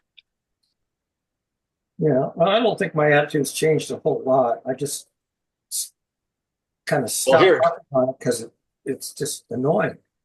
So you were the first one. I'm just going to go through the list if you don't mind. I was just told Sam I would read these off if you're still here, Sam. Yeah, I'm here. Okay, so Sam, a passionate and articulate participant who strongly advocates for collaborative systems and societal transformation. He often expresses frustration with existing structures and is driven by a desire to see good ideas flourish. And I'll let that sink in for a second. The next one is Heiner, an Oh, wait. energetic. Oh, Can yeah. you see me? I want to Yeah, I'm hear. looking. I don't think you were in these sessions. It doesn't say Kayla, but I can do one with you. Notice I'll add you to the Boo. mix. Sorry. Yeah, were you there in 2018? It's biased. Oh, I wasn't there in 2018. No, but I you think I were joined there, not in 2020. not in the one that Sam asked for feedback on. I don't think you were on that one. Otherwise, it would have got you. Yeah, sorry. No, no problem. I would do you. I'll do Gertrude. It appears in a traffic light model transcript. So, an expert on human behavior and communication, she presents a practical framework of understanding and navigating different states of being, red, yellow, and green. And Doug is mentioned in earlier parts of the first transcript, but doesn't seem to participate actively. Anna, an active participant who engages thoughtfully in discussions about gender and societal change. She shares personal anecdotes, emphasizes the importance of self-awareness and inner work. And Lucy, another active participant who brings a nuanced perspective of gender identity and societal perception. She shares personal reflections and her own experiences and desires for a more inclusive world. I don't recall Lucy. Was Lucy ever in the same session as I was in? I think maybe one or two. Oh, because I don't recall any Lucy. Yeah. And then mine is a quieter participant who mainly listens and offers occasional comments or support. Yeah, So it didn't have enough of me because I think it was just in those sessions. So, but I think for what it did with just 3, I think it's pretty accurate. So if it had all of them, it would do really well. So this was an analysis by some Google AI system? Yeah, from Notebook LM, a Google system. Okay. And then what you can do with the system is you can do an audio overview where it does the podcast about us. You can do notes and briefing docs, and you can ask questions, and then you have a learn feature, which is really awesome, where you can go in and say study guide or briefing doc or frequently asked questions. So some of the frequently asked questions it says is gender identity as social systems, transformative dialogue, and global challenge collaboration, a new paradigm.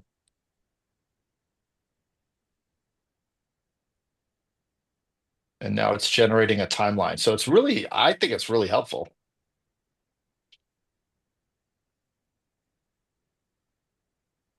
And you can also talk to it too. Oh, And then you can take, I'm sorry? I'm pretty sure I haven't used it then. It sounds like something I'm not conversant with. I don't think I've used it. Oh, Barry, I think it would be excellent for uploading all your stuff and talking through it. So It's relatively new, Barry. yeah. Relatively new. Well, then definitely I haven't done it. If it's relatively new within the last, It's within the last couple of years. It came out 2 years ago, but it just got popular about 6 months ago. no, I haven't. I don't think I've even come across it. Okay. Well, I mentioned it several times. I think me and Sam have talked about it, but we didn't actually use it. So I'm just surprised at how many sources it lets you do 50 sources. So I don't know how long the sources have to be. I've had a couple. I tried to put in some more and it started timing out. That's why I stopped. So you got to feed it. You got to do a curation and feeding.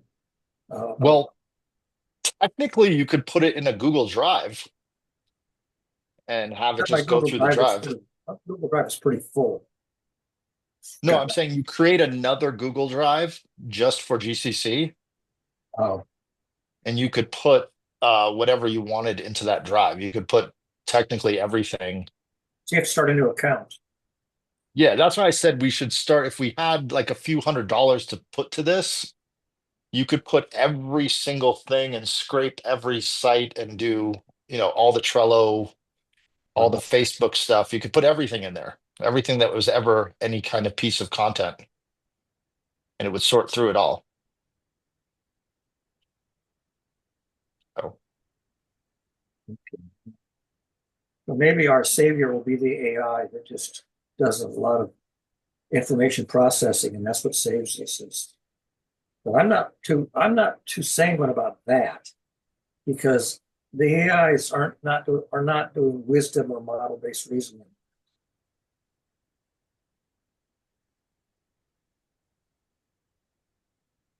say that again. It's not wisdom or model Well, based. because the hard frontier for AI is not AI, but AW, artificial wisdom, which is model-based reasoning with really, really difficult models, sociological models and psychological models and other kind of models, which we really don't have any agreement on yet because we don't know how they're untestable or they're unfalsifiable. I mean, anything involving faith tends to be unfalsifiable. And so you either buy it or you don't, and you get schismogenesis, people who think, that we need a savior and a savior will come, and no, that's never going to happen. We have to figure it out ourselves. How do you know? I mean, it's untestable. Who the hell knows? I think theological literature would beg to differ and say it's very testable. You just have to run it against Well, many, many tests. Atlantic Magazine has an article by Jonathan Haidt, H-A-I-D-T, I think the spell his name is.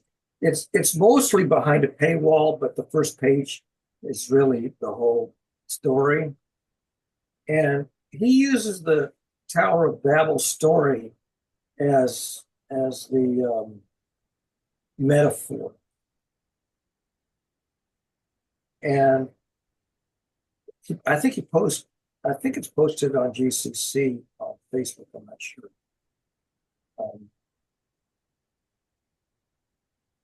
I can't remember who posted it, but anyhow, the way you gain people's attention for most people are compelling stories, and compelling stories can be secular or they can come from theology. And he thought this Babel story was one that had merit. and how our civilization is dividing into red and blue, and never the twain shall meet. That we're not finding a common ground. Yeah, but for what? For the last 20, 30, 50? I mean, civilization's been around for a long time. That's For just the a last small six sliver. thousand years, we're not finding common ground. The last 6,000? But it's worse. But it's getting worse and more problematic in the modern era. So you have people say, "Vote for me. I'm the only one who knows the answer. I will save you," says Donald Trump. Nobody else knows the solution. And then you have the idiots who believe that he's the new Christ, but he's really the Antichrist. And you see this, this division between, who or what is the autocrat who's going to save us? And I say none. But majority are saying, well, let's have an autocrat who claims to know the answers to everything. Yeah. I'm sorry, these tropes have just been going on for over 6,000 years. Exactly. Yeah. And the other thing is, I just have to interject if you don't mind, is save us. Well, someone has to create a narrative that there is something to be saved from the boogeyman or the thing that's horrible or the global warming or the global destruction or the societal breakdown. That's a narrative that's created to create the save me narrative. The You doom, need the antagonist. save us from doom. You have this gloom and doom, which How many times in your lifetime was the world supposed to end, Barry? For me, it was 3, oh, geez, I don't know. I didn't try to keep track of them. but it's at least 5 or 6, right? In your lifetime where the world was going to end, the Chinese Oh, flu yeah. came, the Hong Kong flu, and everyone's going to die. The Cold War, there's a climate crisis, there's the food crisis. I mean, you have What, the what, you have the what four, about the gasoline crisis in the 70s? you have the 5 horsemen of the apocalypse. Each one is one of the ways that it ends. You have famine and pestilence and war, and I can't recite all of them. But those were the 4 or 5 most likely ways that we'll do ourselves in. It used to be 4, now it's 5. The new one is disinformation. This is the 5th horseman of the apocalypse. And that's where Jonathan Haidt comes in. And not just Jonathan Haidt. I mean, Richard Saunders says he's stopped subscribing to the New York Times and the Washington Post because they're not doing a decent coverage of the news. And so you can't get reliable coverage of the news. And Trump says the same thing, the news is all fake. And Yeah. and if the news is, and Socrates says, if the people who are voting don't know what the fuck's going on, they're going to make bad decisions. They're going to vote for, bad choices, which we are. Look at the bad choices that Americans voted for in Korea and Germany and Italy and Turkey. I mean, people are putting really, really idiotic people in power. And people who want power are claiming they know the answers. And in fact, history shows they don't.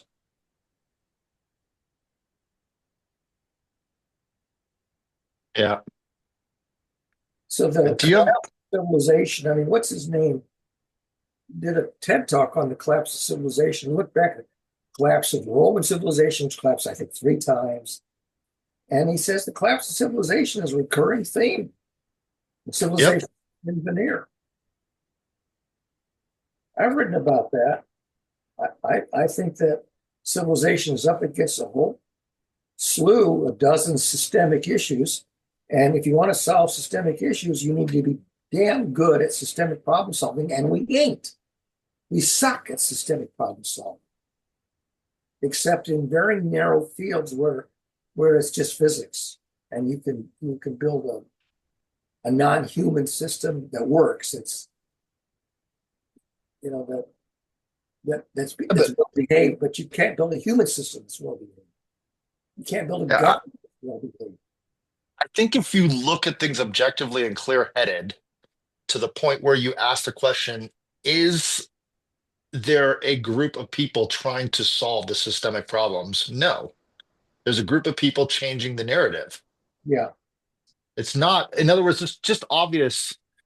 If you took a small think tank of 12 people and said, solve the systems, which is what this group was supposed to start off as, you get $1 million prize if you systemically can make change in the world. But just because you come up with a possible outcome doesn't mean you get to implement that globally. I wrote, I don't know, 15 years ago, suppose Barack Obama convened a national or international problem-solving conference to look at all of the systemic problems that face humankind. There's a dozen of them, and put all those heads together and try to come up with something, that's sensible. But it never happened. There's never been a global Well, problem-solving conference like the kind. actually, it did. It did happen. Yeah, When? it was. It was inside of our government. There was a group of people, the global people, the international, from generals to diplomats to economics to people on Wall Street. They all decided the best way to solve all the problems is to go to war with the Middle East one at a time. And they needed to. Can't believe that's an intelligent solution. I don't think it's intelligent, but they sure as hell thought it did, and they actually implemented that solution. You can look at history. And I thought it should be a global problem-solving panel, not just an American one, because Americans are damn provincial. We're very self-centered. Yeah. But whoever holds the biggest stick at that time gets to decide who can speak and who doesn't speak. And if you don't listen to the soft voices and you ignore them for a long enough time, there is going to be a tipping point that suddenly you get blindsided. And we keep getting blindsided by these tipping points of the downtrodden who, you never hear from them until finally, they go over. One of their number goes over the deep end, like this guy who murdered the CEO of the healthcare conglomerate. And the biggest thing that I feel is the biggest gaslighting is the FBI and the CIA created a term called conspiracy theorist. Whereas if you say that more than one person is conspiring together, you're a theorist. That's a theory, because those two organizations are conspiracy theorist organizations. They conspire together to create things. So it's a genius way to make sure that no one looks at those agencies. It's much easier to push a belief that's bogus, not knowing it's bogus, than it is to prove that a belief is valid or not bogus. Science has been trying to. If you have competing opinions or competing beliefs, science says you have to try like the Dickens to rule all of them out. And if you're not trying like the Dickens to rule all of them out, including your pet one, then you're not a scientist. Yep.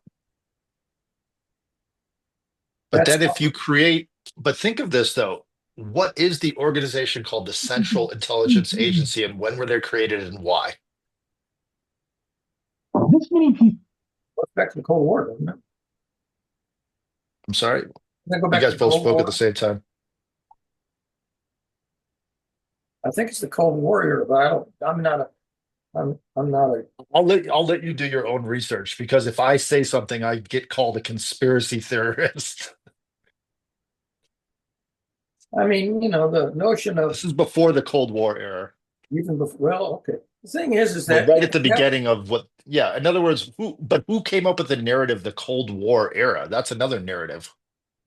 Oh, I don't know. I grew up. You see what I'm saying? They created reality. The people that create the narratives create the reality. The people that run the media create reality for us. Like right now, there's this drone thing that is in mainstream media. It's in internet. It's all over. It's just folklore at this moment. It's just gossip. Who saw what drone where in New Jersey or wherever? It's not science. It's narratives. It's stories. It's science. People love stories. They love disaster movies. They love to be scared to death. And when people are scared, they'll do irrational things. Somebody will do an irrational thing out of fear. You don't know who will win or what, but it's like this guy who kills the healthcare. People says, well, we didn't see it coming, but we understand why it happened. It was, Right. in a sense, not an unlikely outcome, but they couldn't say who, when, where, how, why, what. Only that, oh yeah, I see this guy. Sure. Hey, Barry, before I go, I'm gonna play just a minute or two of this. I just created the audio version of this file. Okay. Can you hear me? Yeah, I can hear you.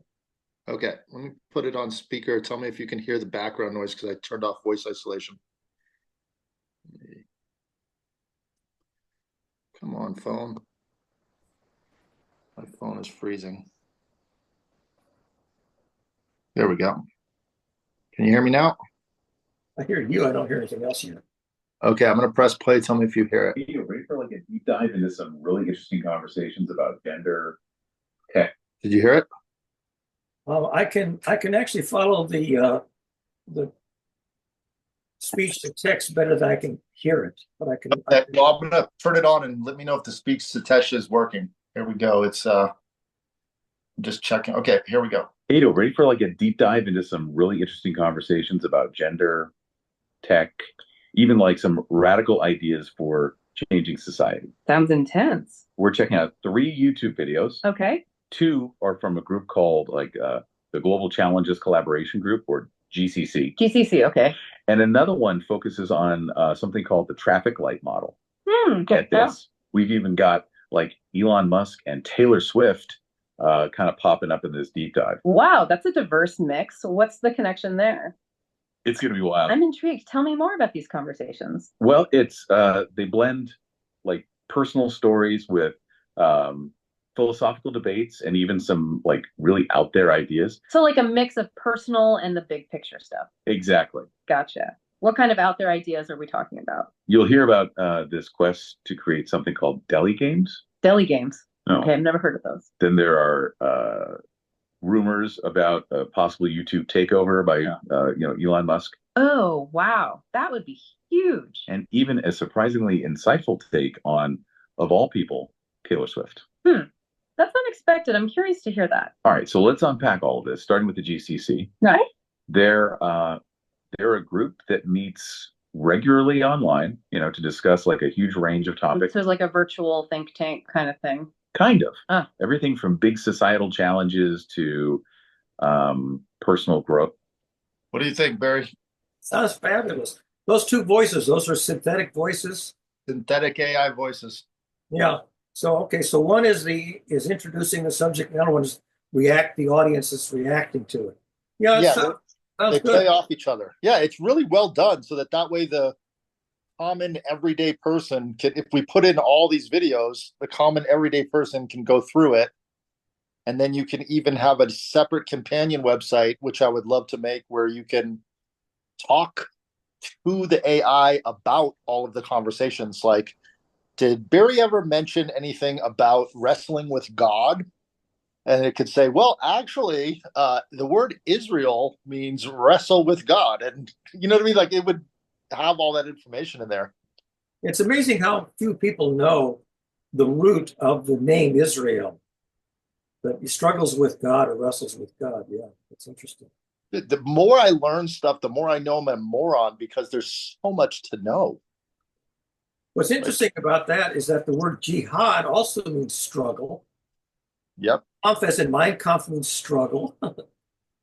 So but they use different words in different cultures, but they all mean struggle or wrestle.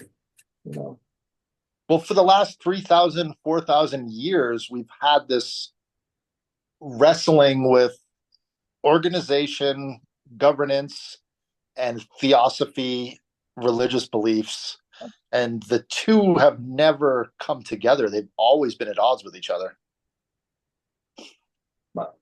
My feeling, and it's only a feeling, there's no way to demonstrate it, is that science and theomathy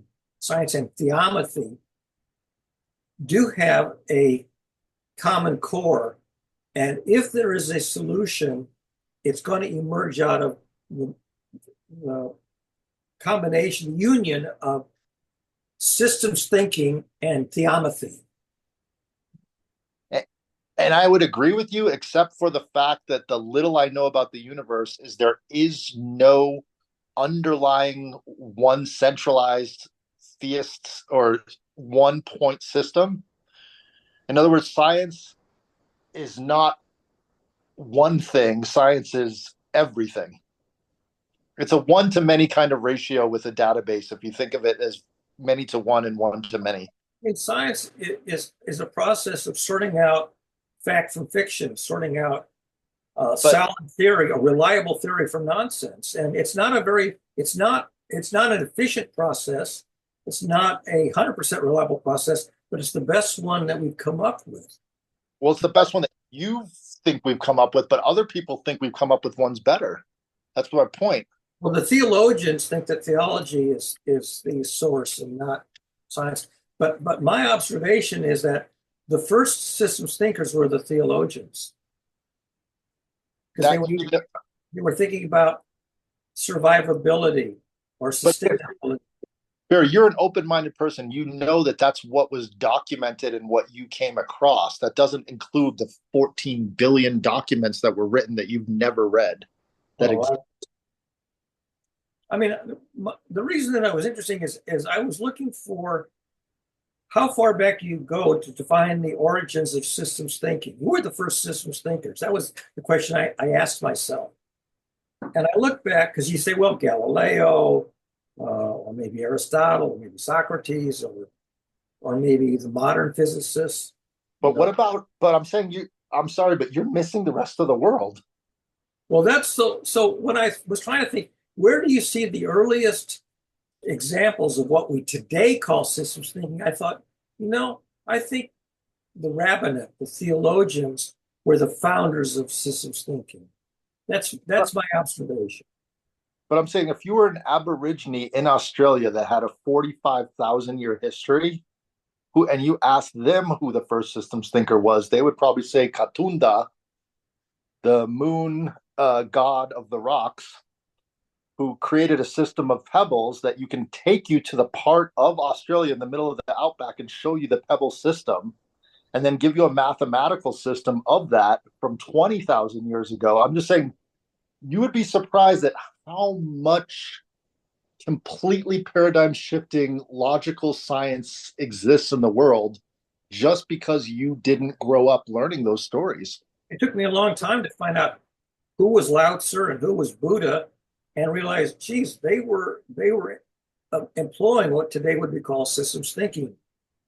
Absolutely. The Buddha was the biggest. I didn't come across Lao Tzu and Taoism and Buddhism until well into my 40s.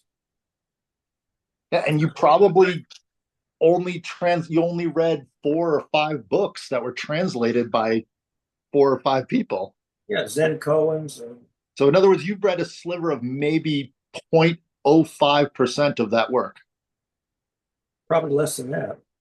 Isn't that amazing? I'm not trying to dig into your knowledge. You're extremely knowledgeable. I'm just saying, I didn't grow up in the southern part of Pakistan with all the folklore of, Nepal and the Himalayan mountains coming into their culture from years before they even drew lines calling it Pakistan. You know what I mean? Like, there was cultures that existed for thousands of years in that area that have a whole setup of universities and science and mathematics and languages. And I'm just saying there's many, many, many, many, many paradigms that make up what we call intelligence and objective thought.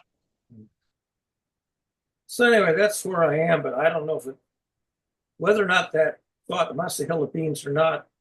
I probably won't find out the answer to that in my lifetime. I like to think it does amount to hill of beans, but I can't be sure. I think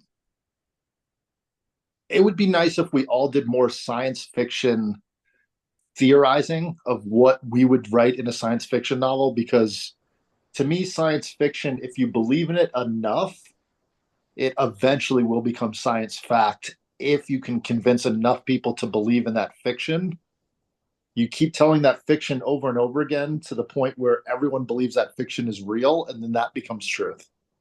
Well, that's where the science fiction are metaphors or parables or allegories. Morality plays, Star Trek and what's his name, the Twilight Zone.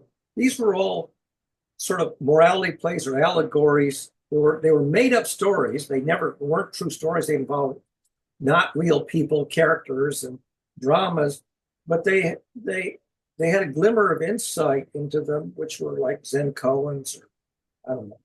And I always appreciated them, even though I marveled at how people like Rod Serling or Gene Roddenberry or these other people could put together these science fiction stories that were, in a sense, philosophical treatises. Yeah. And that if they hadn't told them in the form of entertaining stories, they wouldn't have had an audience. Yeah. From most of the ones that I've read and people that are in those science fiction spaces, I've noticed that they read a canon of work outside of the mainstream, and they incorporated that logic into their thinking that was completely strange or foreign to the people reading these science. In other words, they thought, wow, this is so off the cuff, amazing, like just like this AI did when it was talking, wow, these are really radical ideas, really strange, but really it's just the most normal idea if you're from this part of China or this part of India or this part of Tibet or Indonesia, or Well, remember the Tao of physics and all that stuff about Eastern philosophy, and how it was consistent with modern physics, but totally different languages. That was sort of popular, I think, in the 70s, Tao of physics and that kind of stuff. Dancing Holy Masters, remember that stuff? I remember that. Where people took a look at Eastern philosophy and said Eastern philosophy is consonant with modern Western math and physics, but you would never have known it if you hadn't looked at the connection. Hofstadter kind of did the same thing. He says, look at Gödel mathematics and Escher graphic art and Bach music, and they're all saying the same thing in completely different languages, but they're saying exactly the same thing. Well, he also went into the MU system of Lemuria. Right. Yeah, he had the was that I think Buddhism was the view. Yeah, that was the no thing, the nothing. Yeah. We could, we should keep doing these conversations forever, because I think you threw the AI for a loop talking about Taylor Swift. Well, I mean, when Sam had this list of all the talents he would need to bring together to do a project, I thought, has anybody ever done that outside of, say, the Space Telescope projects like that, NASA going to the moon? And the answer is, I think Taylor Swift did it. I think she pulled all of those talents together, either personally or with her hired staff, to do everything that needed to be done. Yeah, but I think your mind would get blown if you started studying the music industry. Well, the music industry is strange. I'm not a student of music industry, although I do listen to Terry Gross, who often has people from, the entertainment arts music industry, and they do talk about their process, but I don't claim to have any deep familiarity with that stuff. I enjoy listening to those interviews. They're great interviews. Yeah. I'm gonna say the backstories in the music industry are interesting. Like I listened to do you remember Hall and Oates, Daryl Hall and John I know Oates? the name. I know the name Hall and Oates. I don't know that I'm that familiar with their music. Okay. Well, they had about 5 or 6 top 10 pop chart songs in 1982 or 83. In other words, they were just dominating the pop charts in the early 80s. And when they did that song, I think it was "We Are the World" or one of those, like with Michael Jackson. Michael came over and talked to Daryl Hall and said, "Your song I Can't Go For That inspired me to create the song Beat It. No, what was it? Billie Jean was the one. And so the interesting part of it, what it is, the folklore and the music side, the beat to that song that Hall and Oates made was just the standard beat on the drum machine of a Roland 107, whatever drum machine. So it was literally just a little standard backbeat that he clicked on. And then Michael Jackson went, "That is awesome. Doot, doot, doot, doot, doot, doot, doot." And he made that beat the structure for his song and the rhythms. Yeah. Music is a very curious phenomenon because people will write a motif, a musical motif that just grabs the audience, of Beethoven or Mozart or whoever, can make these motifs, and it's mystical how you do it, and yet there's the phenomenon's for real. Here, this is how you do it, Barry. You get a bunch of these things. Yeah. You get some of these things here. You get some of these things. You even get some of these things. You get some of these things. You take some of these things, and you whack on them. Yeah, but the thing is, you have an astronomical number of combinations, most of which are garbage, and there's a one in a bazillion chance that you've got a motif that it just grabs people. Get one of these things. I'm just saying, yeah, you can do a lot. Yeah. So I'm amazed how musicians discover these motifs that become musical memes, and they somehow take on a life of their own. Don't ask me how. I know what happens. I don't ask me how people find them. Some kind of genius. I'm showing you how they find them. Look. So ready for this? This is how you get this one noise,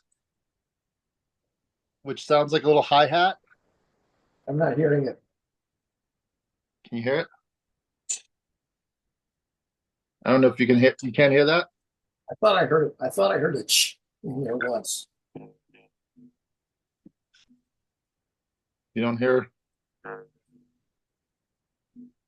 It's not coming. It's not. I think Zoom is filtering out music. All right. Not speech. That's interesting. That's filtering out the music.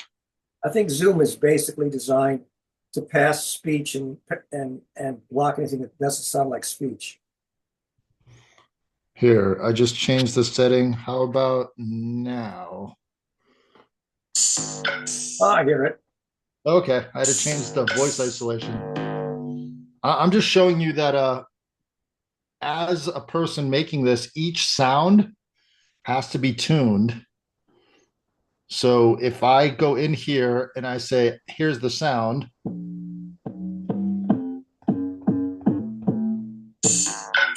Hey, sorry, let me delete this last one. That thing's annoying. Delete. So I've got this sound right here. Now I get to change the filter resonance, the cutoff, the wave position.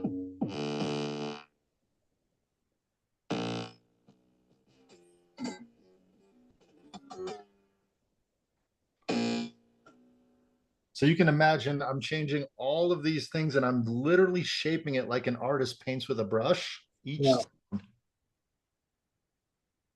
Isn't that amazing? Yeah, like I say, you can generate an astronomical number of motifs, and if you're some kind of a musical genius, you'll generate one that's a hit. Yeah, but I'm saying before you even arrange that into a hit, you have to have the sonic aspect of each note, each sound, each drum, every little tap. Like I'm saying, I don't know. Does it? What I'm? Let me see if I can make sense. Every string on your guitar has to be tuned to a specific note. Yeah. Every little sound from this sound right here, it can be tuned.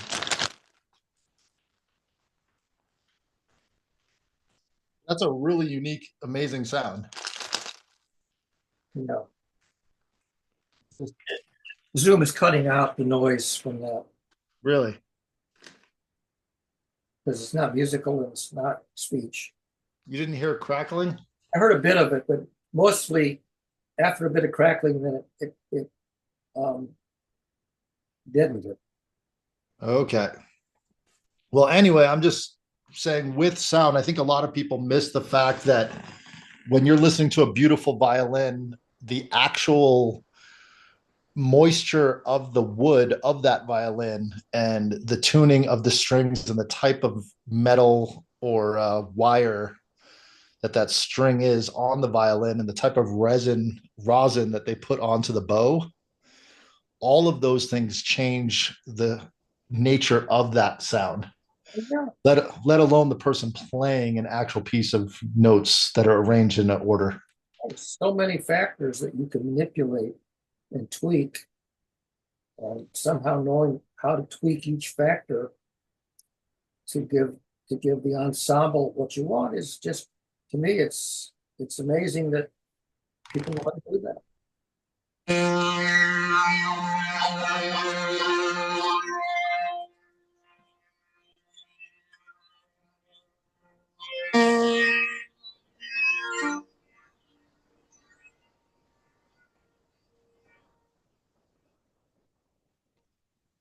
I love it.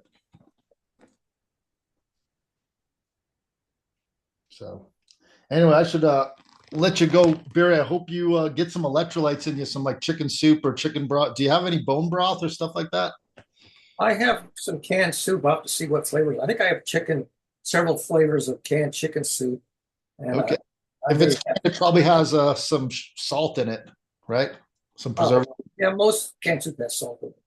Okay, just try to get some healthy. I think I got the really hard rock boluses out finally, and I think at this point I'm probably out of the woods. Okay. Yeah, you can always. I know this is gross, but those things that you use to squeeze up your nose, those little hydrator things, like a turkey baster type thing. You can always put those up your butt, or use get it. You can buy it at the store. Those little things they used to sell them. It has a tube that comes down, and you can give yourself an enema. Yeah, I hadn't thought of that, but I was Kind of gross. You got to lie. I was just using a warm washcloth with hot water and just applying that and hoping that would help to soften the stool. And I think it helped. That helps. Yeah. I'm just saying you can get the right liquid. Don't stick regular water up your butt because it can hurt. Okay. Anyway, I think I'm out of the woods on this with respect to the constipation issue. And so I'm hoping that, by tomorrow I'll be sort of back in pseudo-normal operations.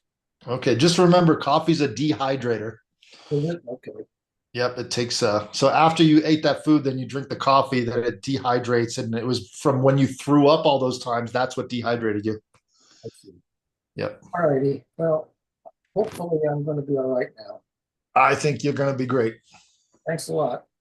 Thank you. And let's write some stories that live on and then use science to prove if it's first principles. In other words, if physics says you can't stop doing it, then we can do it. Like I love that idea. I don't know if you saw what Elon Musk just did with his patent for switches in his new supercomputers.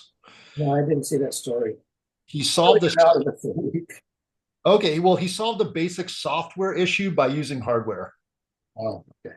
So the way that it's timing back and forth, the software is supposed to move it, and no software existed to do that at that speed.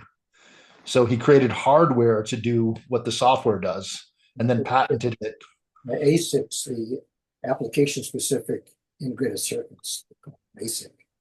Yeah, I don't know about this stuff. That's not my expertise. It's just that if you have an application that you use a lot in software, you can write hardware that does that application. That's called application specific integrated circuit.